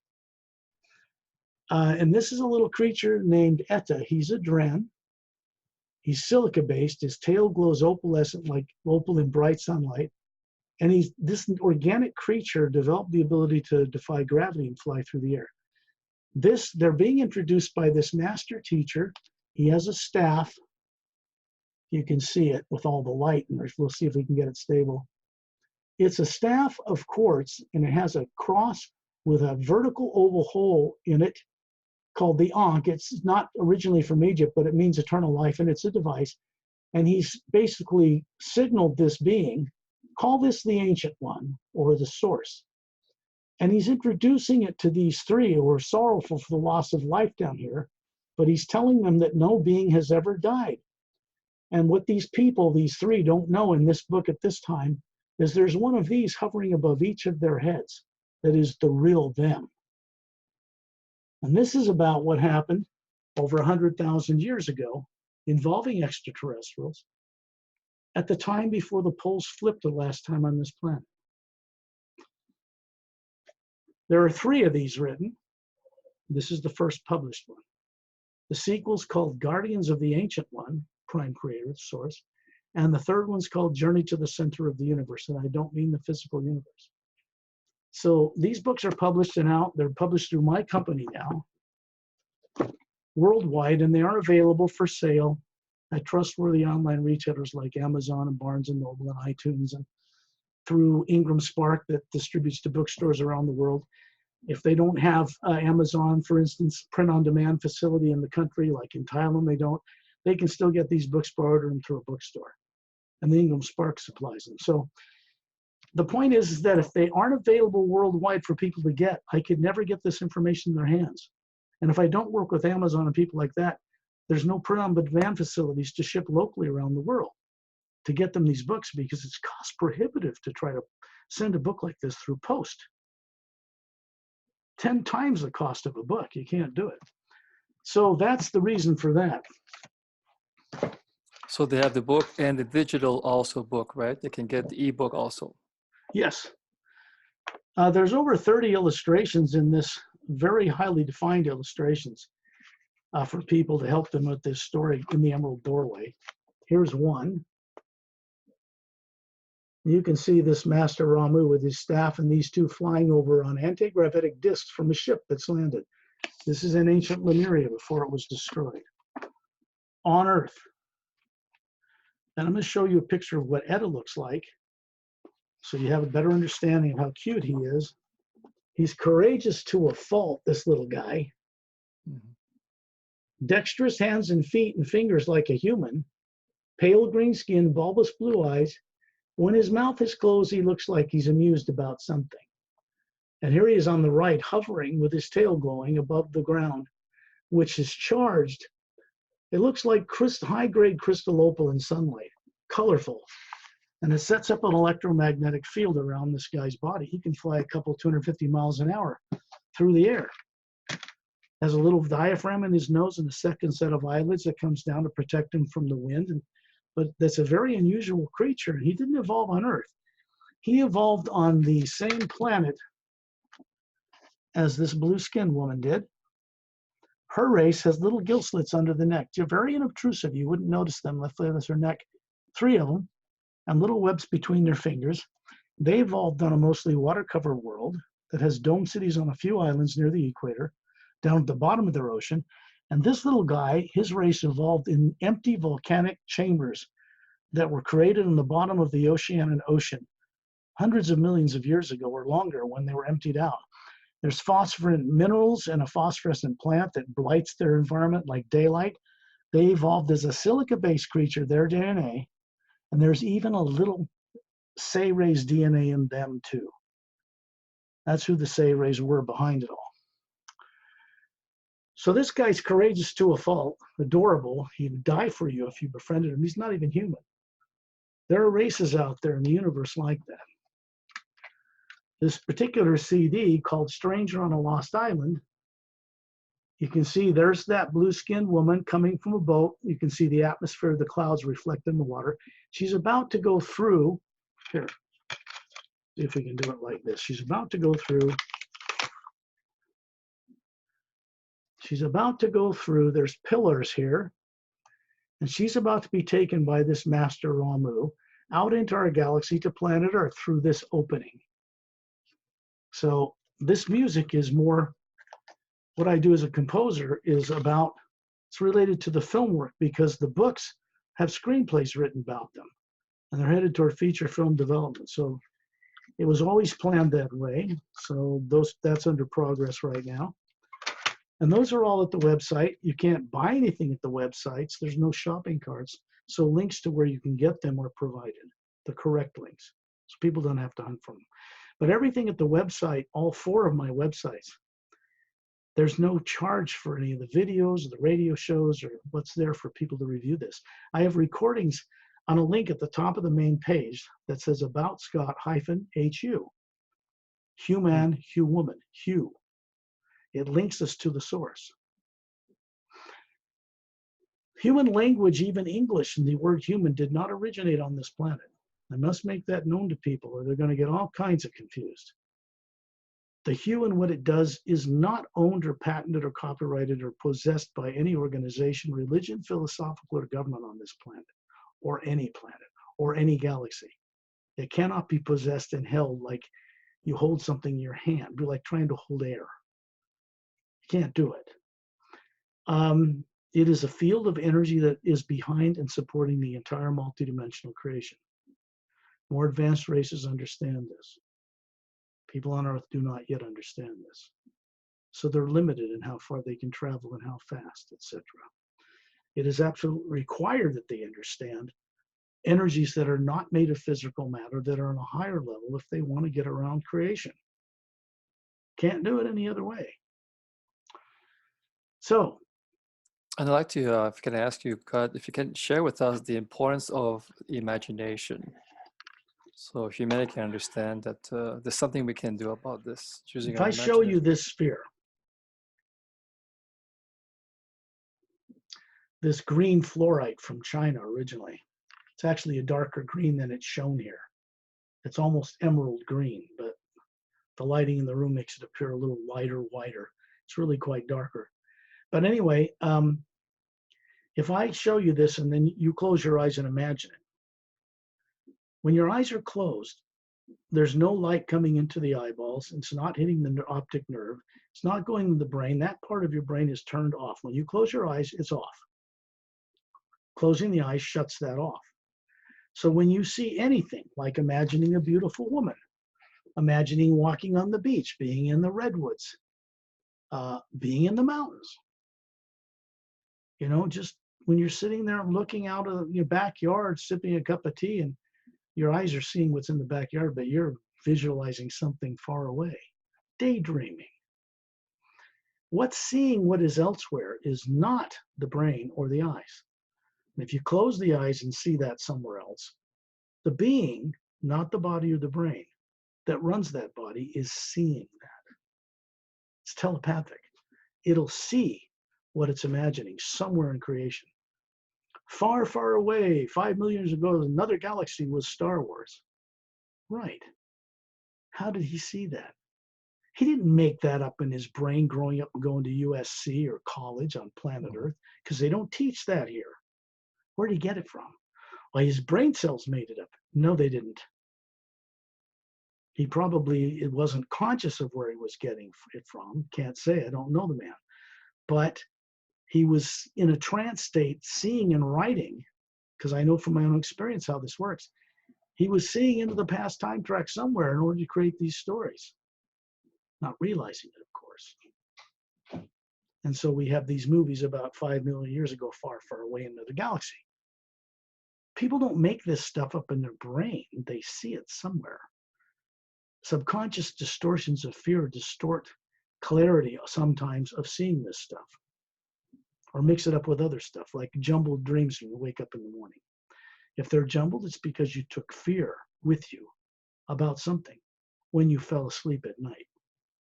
The fear is negative. It will attract disorienting, and distracting things to you. If you can set up your dream state before you go to sleep at night to imagine someone you love and respect and are grateful in your life, and then send out this statement to this omnipresent creative force, this divine spirit that's a co-creator with us, and you say, safely show me deliberately hidden truth on a grand multidimensional scale and the much greater knowing of the expansive love within it. Those words are constructed to tell this omnipresent force to begin to show you the truth about the whole multidimensional creation, to wake you up and show you the expansive love within it, meaning all the other races and things. That's what it's telling it.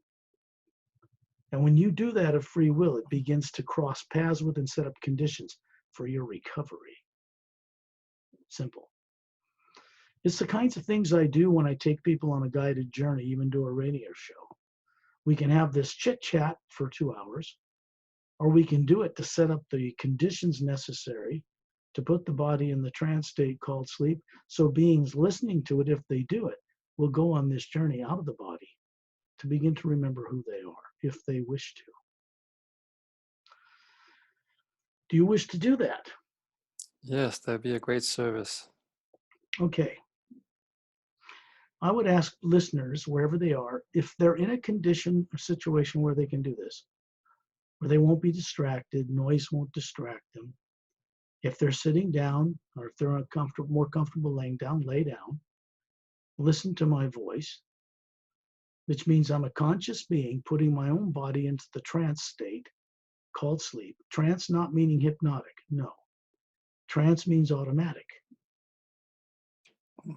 It means the body's going on automatic, the heart, the lungs, everything working. Because as we go through this process, each person knows how to do this without effort, thoughtlessly at night. Put their body to sleep like it's a habit. It's a complex process that the Atma has to actually cause the pineal gland, the center of the brain, to secrete serotonin, make melatonin, chemicals which will run the body, make the lungs work, circulate the heart. Well, you're gone. Nobody home. Just a body and a brain with nobody in it running on automatic so it doesn't die. And there's a link of this primary first sound hue energy, you connected from the white core of your being to the pineal gland, no matter how far out you are in space or in other dimensions.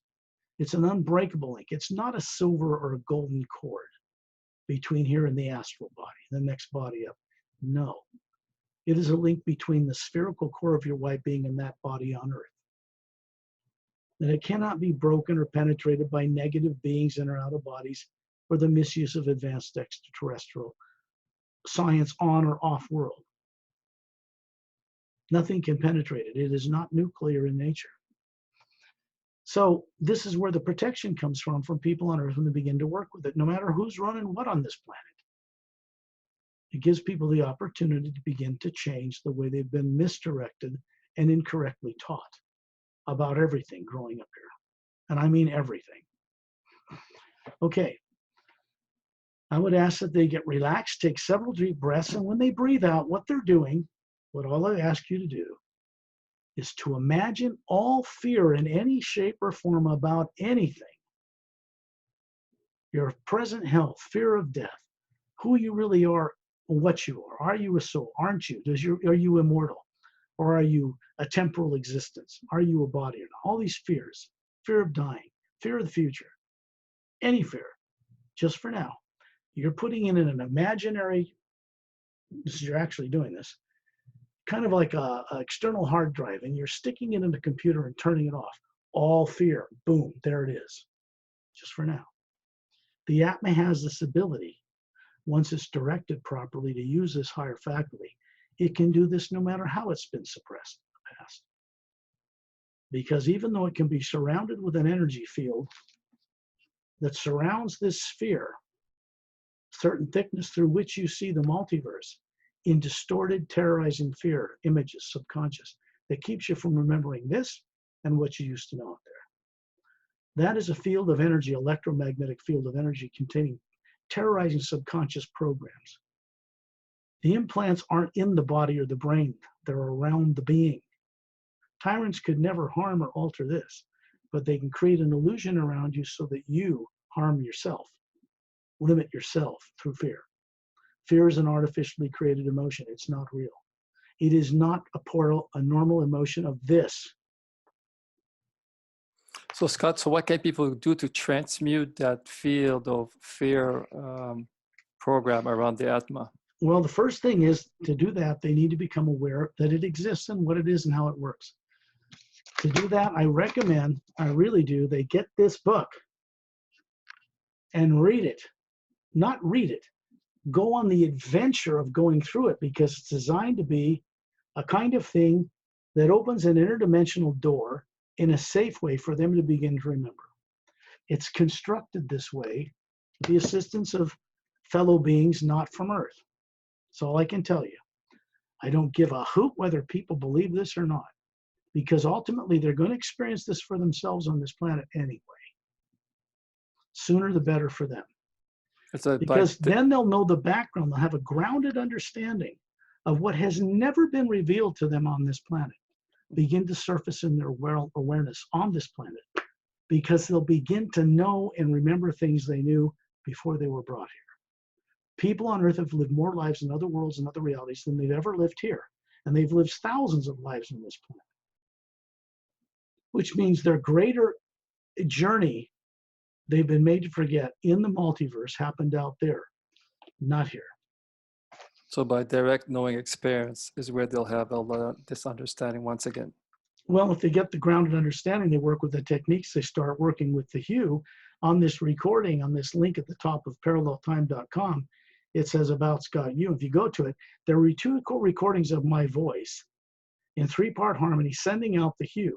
First part of the word human, human, woman.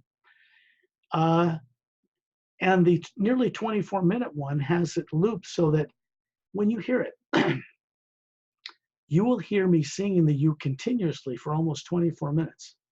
No breath. and you will hear a round hole tone running through the middle of it. I did not record there. Sayre's ambassador Terrellian had something to do with that. So when you hear it, you'll hear this tone, and you can focus on that, send your own you into it. You'll be connecting into the source itself, right here on Earth. And it knows what it's doing to unravel this tight knot of unconsciousness you're in, any of you. Then the experience becomes one of direct knowing perception.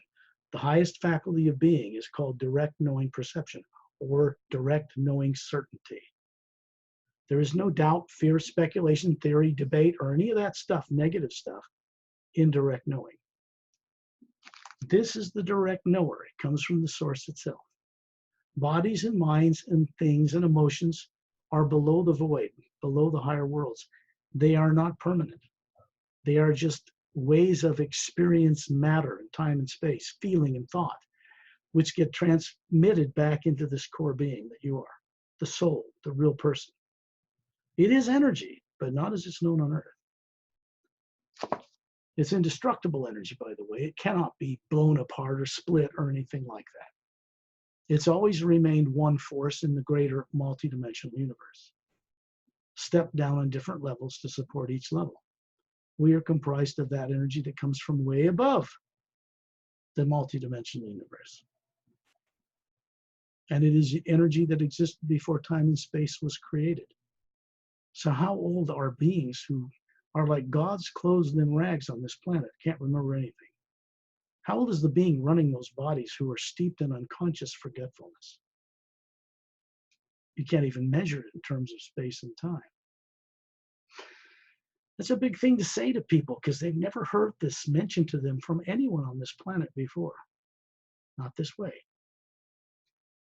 This kind of understanding in the way that I present it comes from training off-world and in higher dimensions over this entire lifetime. So, Scott, can I ask you also, using the imagination, eventually humanity will be able to use sound and light to heal their own bodies, right? Once they understand how to use the imagination. if you're if you're more than 100 billion years old, let's just use a rough figure. You're older than that. And you've moved through the entire multidimensional universe, what people call the astral, causal, mental, and etheric planes, the void, the beings and things above that void. And this was part of your experience. You've been made in no uncertain terms to fear remembering. Then you have the knowledge and the experience in that sphere that you show in that picture about how to run molecules in bodies and choose to turn on certain genomes. Have the body live 50,000 years if you want, but it'd be a prison if you couldn't get consciously out of it whenever you want. You'd just be stuck there as an Atma in a body like people are on Earth. So there are races that have immortalized their physical form that are humanoid, not like us, taller, in different world systems in the Milky Way galaxy. And there are those from another galaxy, 5 galaxies away from here, that operate on planetary systems here or in the other dimensions. And they immortalized their physical bodies, some of them 3.5 million years ago. And the Atma's running those bodies for the sake of the people they supervise on their billions of worlds. They keep their bodies about 36 years to 40 years old of age, perfectly trim and healthy, never aging.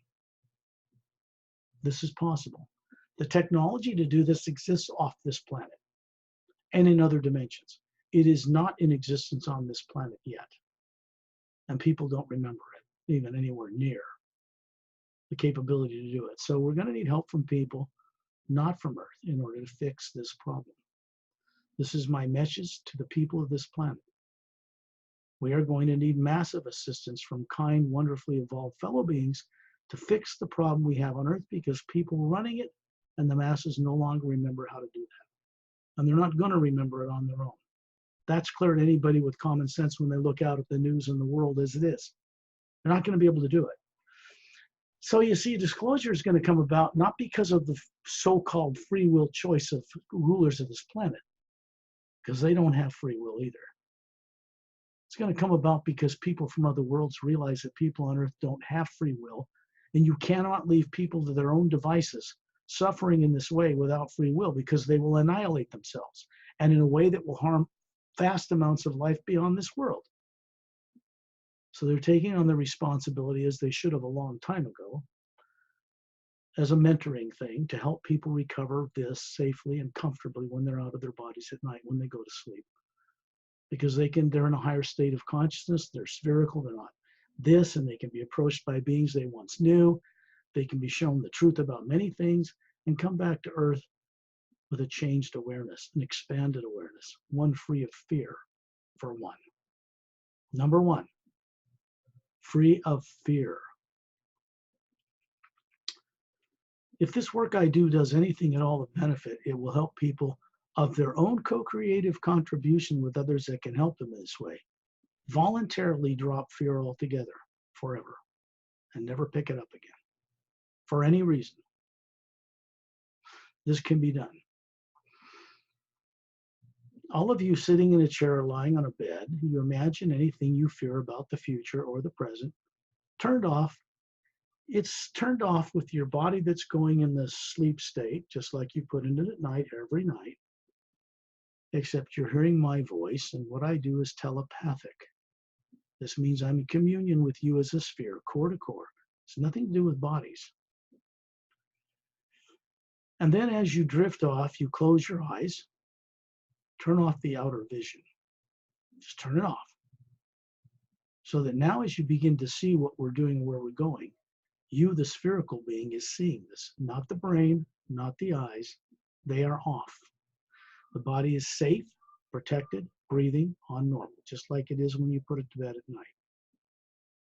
Then I will send out these few tones, this first primordial sound behind creation that sets up a parallel vibration when I do it and connects me right to the actual sound that runs through the multidimensional creation.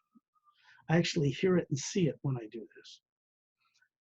That means the real me, the Atma, hears it and sees it from above and beyond the physical body, looking into the multiverse. And I can hear a garbage truck coming again, pick up the last of the recyclables, I think. So we're going to wait till it passes, and they should be done with this for the day. So I was going to ask you, what would you recommend people having a daily routine, doing the hue and following these journeys? What would you recommend to the people? I would recommend that they set up a time sometime during the day. Could be in the morning when they first get up or before they go to sleep at night. Preferably at a time when they're alert, not strung out on 10 cups of coffee or something like this, but where they can be calm and alert.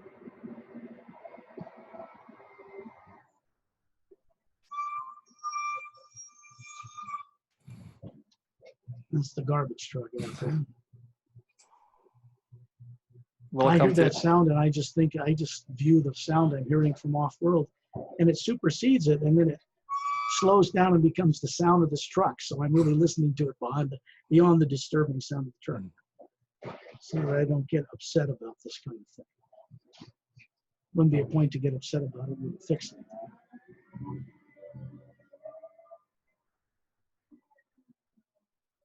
There it goes.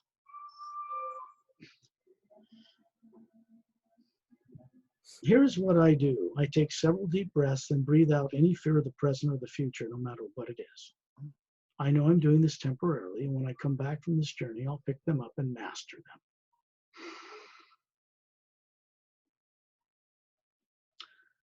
And then I send out this statement, which is constructed in words in such a way that it is instructing this omnipresent source, this first sound behind all creation in all the multiverse, to co-create with what I'm sending into it, which it will do. So these words are constructed with no negative in them whatsoever. Pay clear attention to what I say and how the words are used, and then do it in your own being. I will include all of us. Here it is. Safely show us deliberately hidden truth on a grand multi-dimensional scale, and the much greater knowing of the expansive love within it. And then I'll send out these hues on different elevating tone pitches to address the other forms you're running as a single Atma, bodies and lives you're living and running on other dimensions below the void, not just this life. Because if I don't do that, then your so-called higher selves will not assist you. Because people assume their higher self is doing this, but there's no evidence on this earth that that is true. It means that the bodies you're running in other planes are so involved in themselves in those planes, for the most part, they don't give a hoot about you down here. And yet part of them is channeled here. Your emotions come from the astral body, you're running there. Your thoughts and mind come from the mental plane, 4 dimensions up from here. The brain and body you grew up in this life is just a shell for all of that to run through it.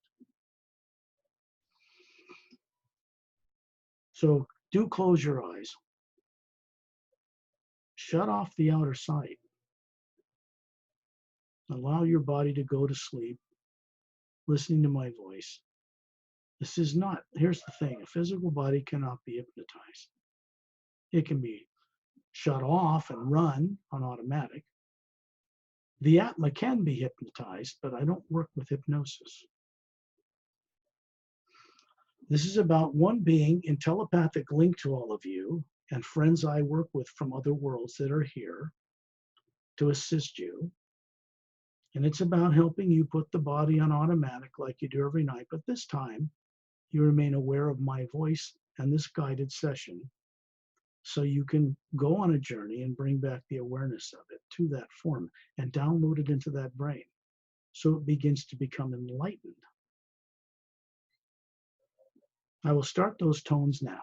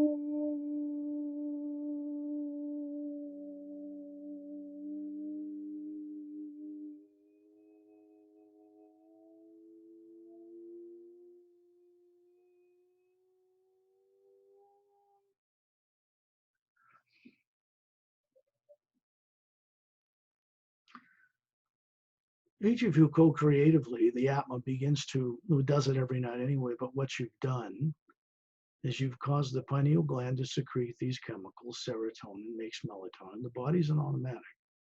You do it every night. Same thing, except you're conscious as a being in this process. You can see yourself as a spherical being with a white core looking down on that physical body from the ceiling, sitting there or lying down with the eyes closed.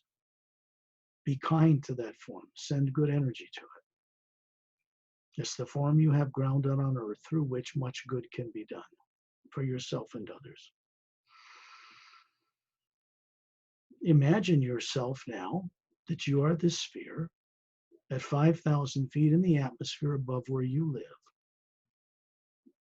hovering right in the air, a spherical energy being with a white core. And there's a layer around that that is yellow and has little self-effulgent, self-luminous, teardrop-shaped lights in it, organized in a pattern. These are higher faculties of being. And it goes from yellow to orange, a layer there, then red, then green, then blue, then lavender, then violet. And it's surrounded by a white golden light. Now, this is the nature of the structure of what we look like as the true being, soul, or what beings from other worlds refer to as the Atma. And it is this Atma that has always been in eternity, running bodies on different planes. Part of the reason we exist, and the primary reason why we exist, is to one day become a trustworthy co-creator with the source behind all life itself. Not a co-worshipper, not under its thumb, not a slave to its whims, a co-creator with it. And this co-creating is for us to come up with new ways to change the way the lower dimensions of time and space are run for the great good of all life, even for the good of the beings that live in the upper worlds. Part of us still does. Imagine yourself in space, in an orbit above the planet, kind of out in space. And when you look at what you think is a black void of space, as you see in photographs from NASA, from the Hubble telescope, you see that it is not a black void at all, but a luminous white golden light that is packed with energy between the Earth and its polar ice caps. You can see the ocean and the landmass, and the moon with its craters, pockmarked, no oxygen. It doesn't turn on its axis. It's moving in an orbit around the planet, but it always shows us the same face. And you see the sun in the distance, and you see billions of stars around us, clearly visible, that are nuclear in nature. And then you see behind it all of this floating in this field of energy in every direction that is a white golden light. You will see me there as an Atma beside you, whoever you are. Francois is there. And then you'll see a physical form appear out in front of the sphere you are that looks like you, about 36 years old, perfectly healthy, vibrant, flawless. This is a form that looks like you on Earth, but is perfect in every way. And it's an energy projection that looks like a physical body. And you'll see that of me, it looks to be about 36, Francois. And you'll see my friend Ambassador Terrellian of the Sayres race. Terrellian is 18 feet tall. You'll see a body standing in front of this spherical Atma, a bit brighter than we are. And he has long blonde hair and big blue eyes, bigger than that of a human on Earth. Slightly pointed ears like an elf in a simple gown. He looks like a Greek god, and he's holding 2 thumbs up. He's doing something with energy here. He's simply supporting and encouraging consistently and reliably to mirror the true nature of our being until it surfaces and we become comfortable with knowing who we are again. Then you look down on the Earth and you see that the polar ice caps suddenly change. The world transforms before your vision. And you see that there is now an Earth in that same location that has no polar ice caps. It's covered in oceans. There's one huge continent centered over the equator that extends down to nearly a point on the Western Hemisphere and the right hemisphere. and it moves up towards the North Pole, comes together in a curved point about a third of the way below the North Polar region, no ice caps. Does the same in the south and curves around a little point down in the southern polar region about a third of the way up from the South Pole. There is a curved crescent-shaped or half moon shaped green emerald beach you can see glowing at you from space all the way down on the tip of that continent, straight down below the equator. If there was a pole through the North and South Pole, it'd be down near the South Pole. You can look through the planet and see there's a continent on the other side centered over the equator, and you'll see the term Atla or Atlantis appear over it. On the front continent, you'll see the term Lemuria, Lemuria, or Mu, in golden glowing letters, and they fade and vanish. This is Earth in a parallel dimension, 3 parallel dimensions up from where we are. There's the next one, and the one after that is the third one. This world, this Earth, has a Lemuria on it that never sank. The poles of this world never flipped like they did cyclically in the planet with the polar ice caps you're familiar with.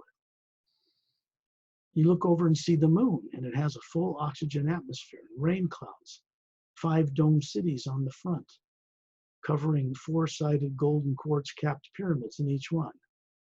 There are people inside and on the grounds in the well-landscaped forested areas and lakes and rivers. And as this world, this moon, turns on its axis, it has gravity. You can see 2 big dome cities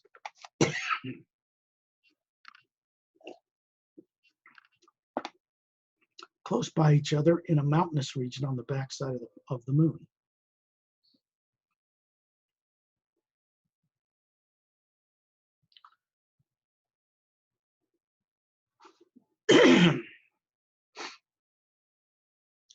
When you look down at that glowing emerald green beach, you're drawn to it.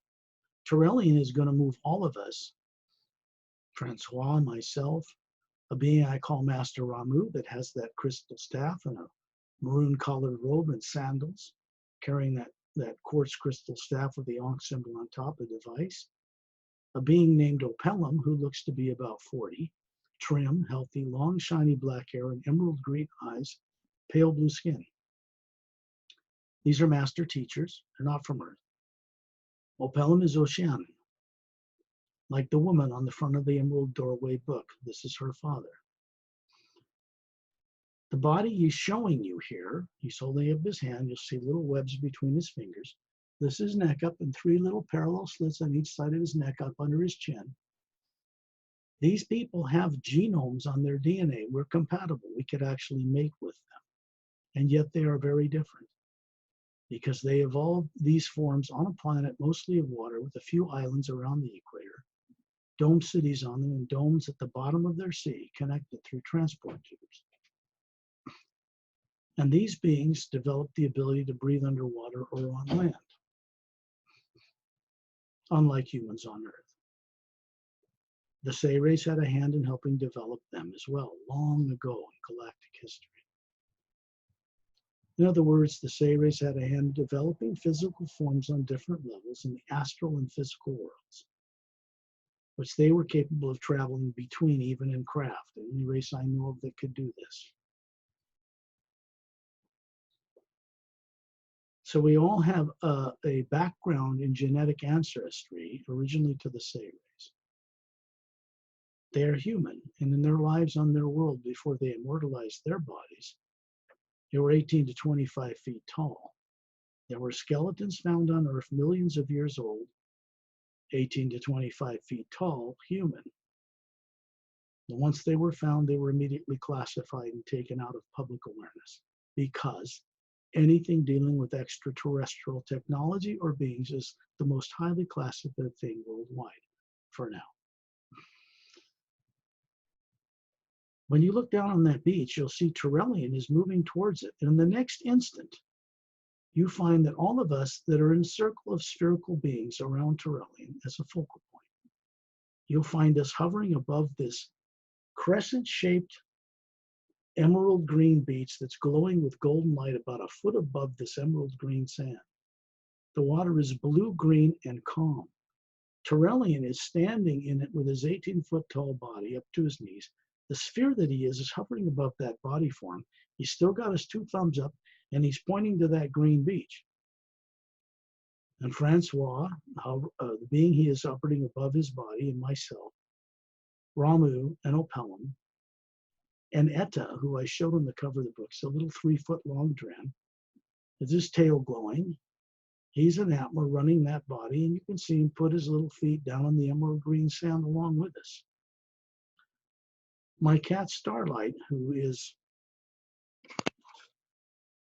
sleeping over on this office-type bed, is out of his body as an Atma, and he is here too, standing upright on his back hind legs, the Atma hovering in front of his little kitty body, and he's getting this green energy. This is a gift.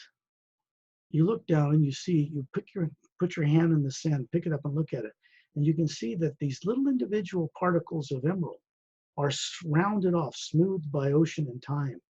They are actual clear, pure emerald crystals, and they are charged with a luminous light.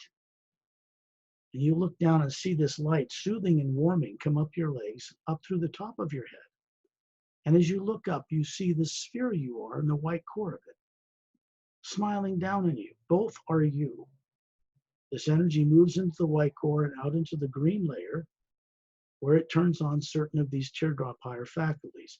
These have to do with memory and recall.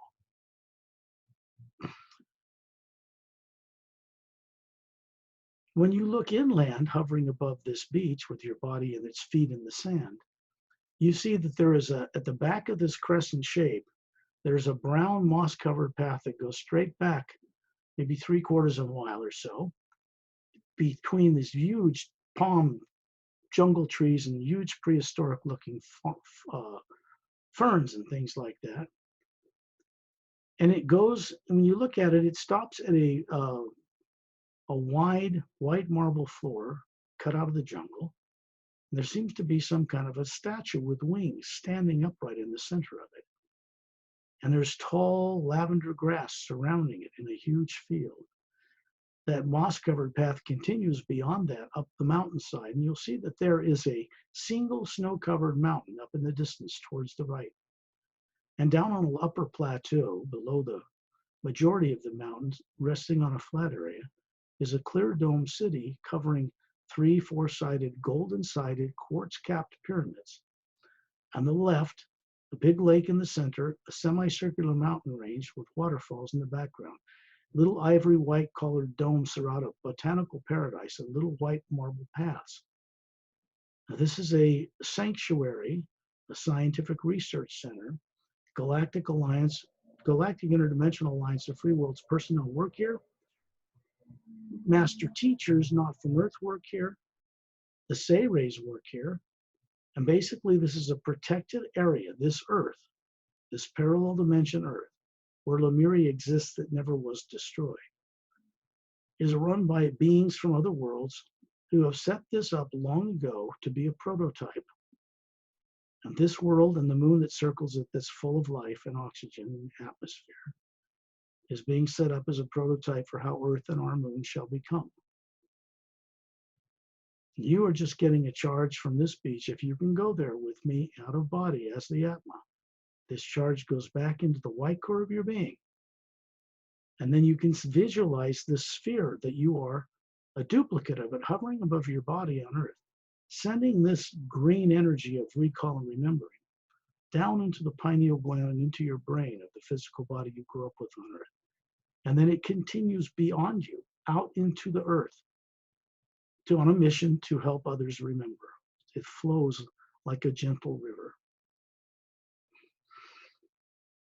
When you look at the snow-cupped mountain, you can see that up near the top on the left side above the dome, about 2/3 of the way towards the summit, is a cavern opening with a roaring waterfall, emerald green and luminous with a mineral in it, dropping thousands of feet down a sheer cliff face to disappear in a blue-green forest that surrounds the backside of that dome city.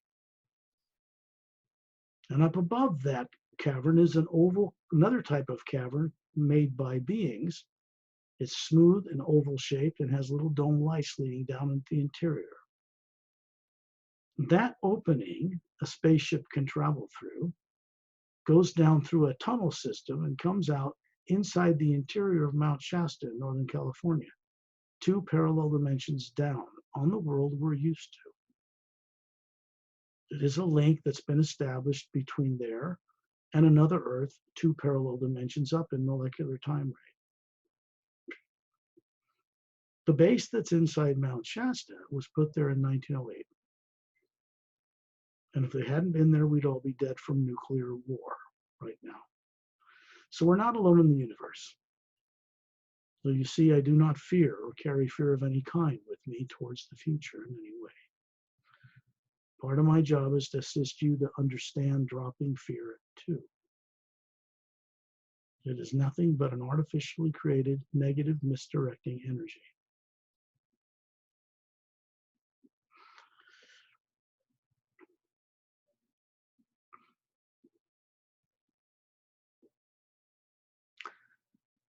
As you look up, let's take a look at this statue first. Down there, the moss-covered roadway goes in about 3/4 of a mile. There's a white marble floor cut out of the jungle. And there's some kind of a statue. And you'll find yourself hovering in a circle around it, up above the white marble floor. It's hundreds of feet across. And Terrellian is there, a little bit higher up above, quite a bit of ways above the head of this 10-foot tall statue of a woman. She has crystal big wings like an angel, but she's not of an angelic order. The wings represent the ability of the Atma to fly free from physical form anywhere it wishes. And you look at this statue, the statue has what looks to be long, polished silver metallic hair, but it's soft, it's not metal.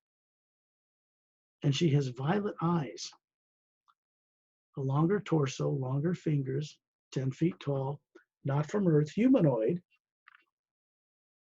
And this statue made of pure, like optical quartz, no impurities in it.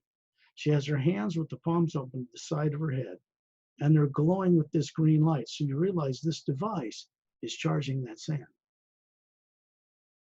out at the beach. There is a thin gold band around her forehead with a downward pointing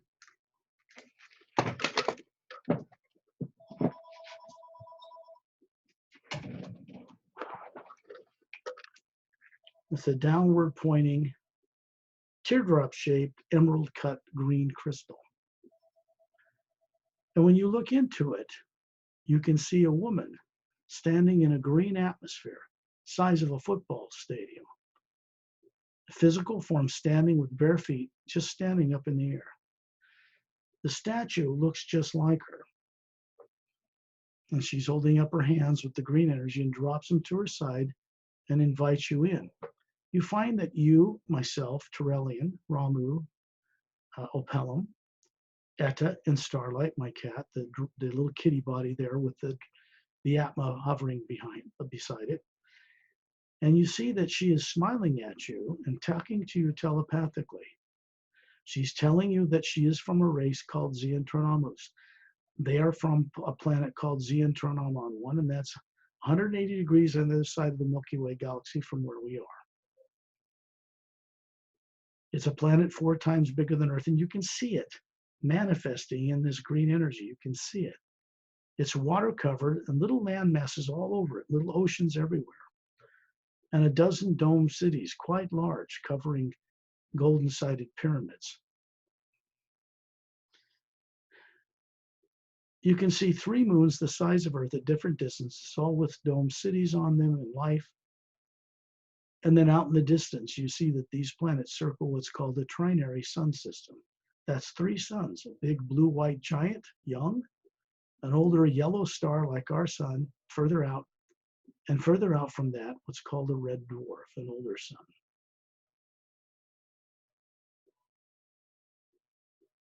And this planet and its moons revolve around that sun system.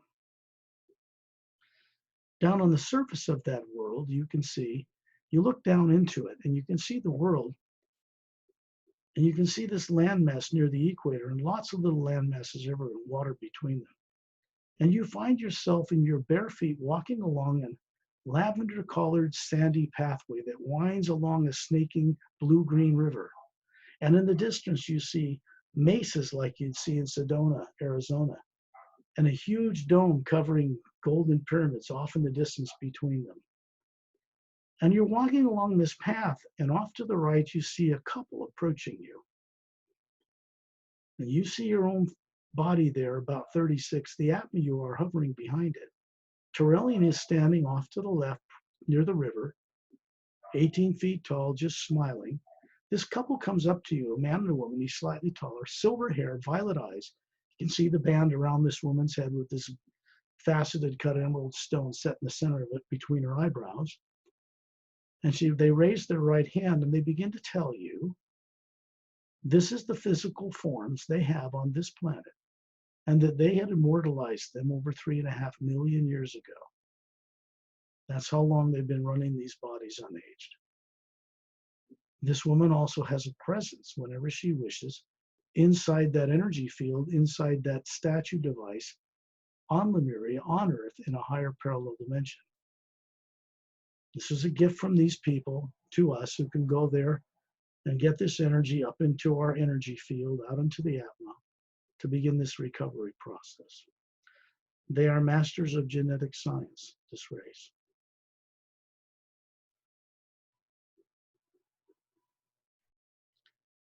And when you look up, you can see one of these planets, these 3 moons the size of Earth, looks like Earth, with continents of a different shape and oceans, and a dozen different dome cities on its surface. It's close enough to this world, you can see it in daylight. And then you find yourself back inside this green energy field, hovering beside this woman, and you see her mate, her husband, or whatever you want to call it, standing next to her here in this green energy field. And then you find yourself outside this crystal device, this statue, hovering around it in a circle above this white marble floor, looking at this tall 4-foot-high lavender grass that surrounds it in a field. And off to the background, you see a winding river, blue-green, moving slowly. On the other side of an embankment, it has tall, what look like weeping willow trees with spoon-shaped blue-green leaves, luminous, lining the bank of the river. In the distance, as you look inland, you see the snow-capped mountain, the waterfall, and the big dome city. This moss-covered path winds up the mountainside to some landing pads in front of that dome city that look like blue turquoise. They're circular discs, 3 of them. 2 galactic scouts are parked on the outer ones, 30 foot across with 3 semi-spheric pods underneath. And in the middle one is what is called a spectrum. It's an Oceanum spectrum craft. It's very large. It sits on 3 tripod, triangular, elongated, pyramidal type triangular legs. And the same extends all around a cobalt blue sphere.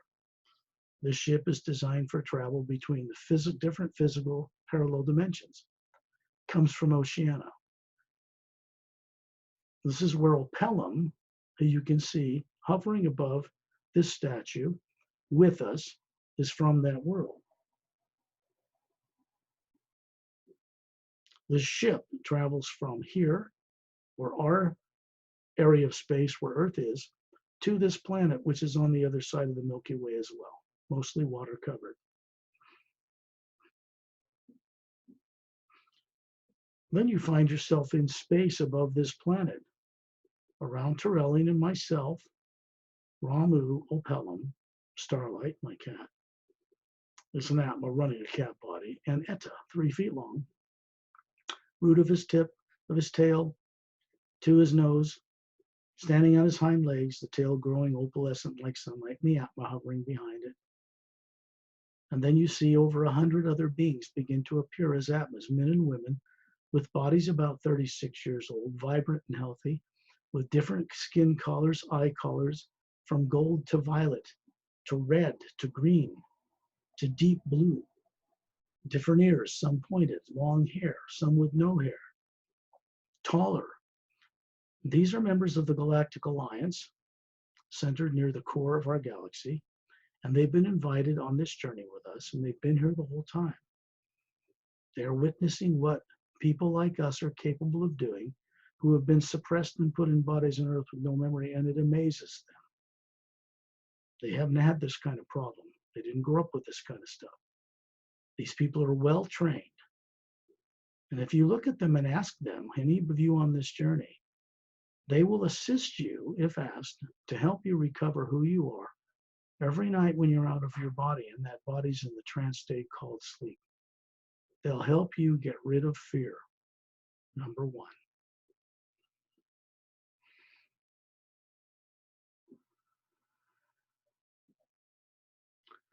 When you look up, you can see a vortex of blue-green water, water-like light, looks like water, beginning to spin clockwise above us like a tornado, but gentle.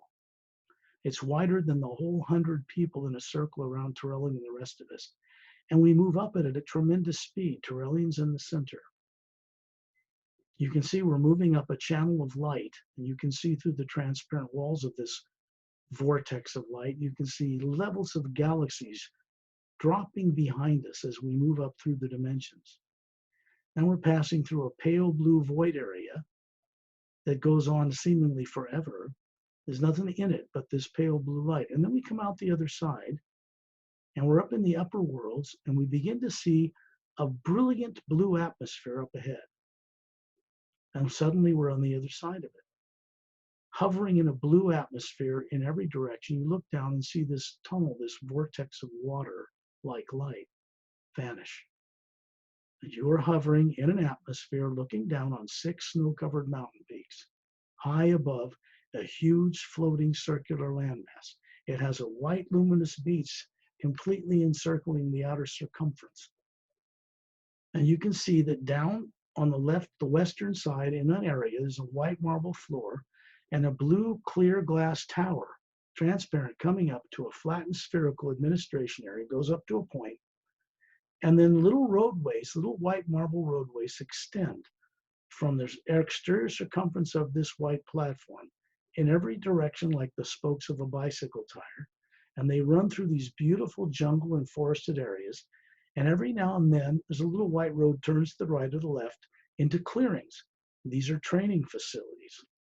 And they exist in roadways that go through tunnels as they reach the base of the mountain from this tower, into a hollowed out interior, then to tunnels on the other side, then to white roadways that go to the beach, completely encircling this landmass. The landmass is floating in an atmosphere that goes in every direction. There's no moon, no suns, no stars. It is a vibrant, luminous atmosphere. The mountains with snow-covered peaks circle a white island floating in the center at the base between them. And there's a blue-green luminous lake around it. And in the center is what's hovering. It looks like a 4-foot wide cobalt blue sphere with a blue radiant star in the center of it. Hovering above, a rectangle, looks like lapis lazuli, a blue stone with gold lace through it. It's hovering above it a few inches. And you can see a shaft of white golden light coming down into the sphere, moving down through the star, down the bottom, continuing through this land far below to go into the worlds below here. The place right below here is the Atma plane, one of the original homes of the Atma or soul. And it is the first major division above the void. We are above that between the 5th and 6th levels in a very specially created dimension. This is called the Hue Expansion Ray Academy.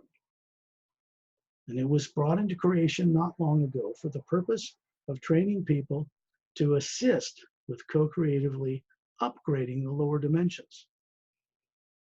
The blue energy itself, when you look at it, has a white golden light behind it supporting it. And this has to do with remembering who and what you are as the Atma above the void. So when you're breathing here, if you imagine breathing, you see a body form here standing in the air, looks like you. The true you, the sphere hovering behind it, running it. So we all see and recognize each other. And when you breathe in, it feels like that blue energy radiates through you. And when you breathe out, it comes through you from behind you. There's a direct telepathic link into this energy. When you look at the ground and the trees and the white roadways and the one going out to the western shore, you see that there is a little bit darker blue energy. It seems like an ocean crashing against the white sand, but it's really just this energy. And you can see individual domed, pyramid, and spherical and elongated oval buildings in different centers all throughout this huge floating landmass.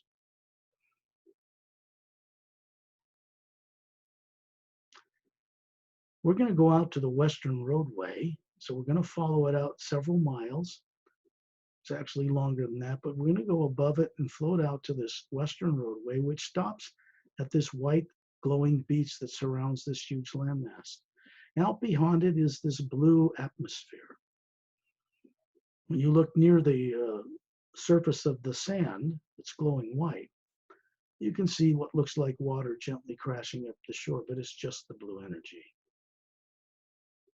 Now we're going to put our feet, you're going to feel your body, your feet, standing on this sand, digging your toes into this white, glowing, radiant, luminous sand, feeling a cool, warming energy come up your legs, out the top of your head, and into the white core of your being. And then the bodies vanish. Terrellian is now moving us out into the blue atmosphere at such a rate of speed. When you look at this huge floating landmass, it appears to dwindle to a point in the distance and vanish. Now we are out in the middle of this huge, luminous, radiant, conscious field of energy. The white core of our being is comprised of the same energy as the white golden light that supports this blue energy. The blue energy is all about remembering and co-creating with the source energy. And then you see in the distance this a point of light, and then as it comes towards us and we're moving towards it, we see it expands into this huge continental-sized landmass, floating there, circular, with the 6 snow-covered mountain peaks.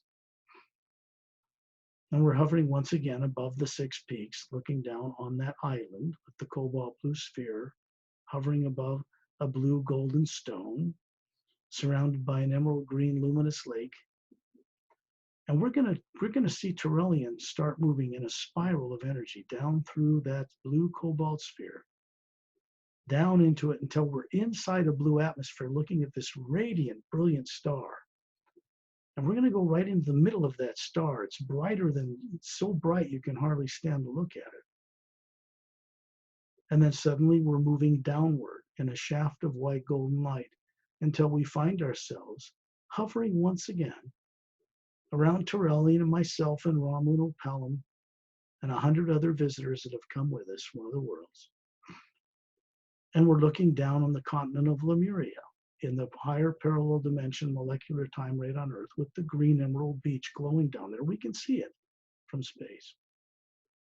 You can see the single snow-capped mountain and the dome city near its base to the left. You can see the moon here, full of life and oxygen, atmosphere. And then you see it change back to the Earth you're familiar with. We've just lowered the vibration down a little bit. There's the Earth with its polar ice caps, oceans, and lands you're familiar with. And the barren moon with craters with no oxygen atmosphere. It does not turn on its axis. Then you find yourself hovering at 5,000 feet in the atmosphere above where you live. Terrellian and I are still there. The 100 people that were visitors with us have gone back to where they came from. And then you find yourself hovering as a sphere of light above your physical form on Earth. And you see a little beam of blue energy surrounded by a white golden light, gently flowing down into the pineal gland, into your brain, where you're recording this experience for the consciousness on Earth that never had it, to enlighten it further and be more humble to its own higher nature and able to have more downloaded to it. And then you see this beam come out through you and radiate out in a field of energy several miles wide. And it continues beyond you, through you, for the benefit and uplifting good of all life. And when you're ready, open your eyes.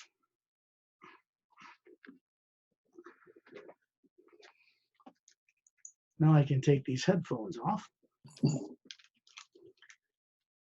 And as you can see, while we started this journey, this little guy over here came in, went to put his body to sleep and went with us. And he always does. He tunes into these every time. I don't ask him. Somebody calls me about this work. He's right here. He's always anxious to go on these journeys. So I want to leave that with you and any listeners that have been on this journey. I would ask that they, well, I'm going to send this recording to you, Francois, and then you're going to put it up on your YouTube channel. Then I would ask that people, if they review it, get at a time in a day or so when they can have an hour or two undisturbed, have a cup of tea, get calm, be alert, put on a set of headphones and go through this journey a second time. You will get a lot more out of it. Any questions? No, I'd just like to say thank you, Scott, for sharing on this beautiful show. I appreciate that. It's always my pleasure. Thank you. And I'd like to say, hopefully we'll see you again on the next show. And I'd like to say, all of humanity, thank you, Scott, for your service. Wonderful information. Thank you, Francois, for having the courage to do this. We don't know how many people it will reach, but it doesn't matter because this is going out to all life on this planet through this process. And I will now stop the recording. Wish everybody pleasant dreams. Thank you. Take care. Bye-bye.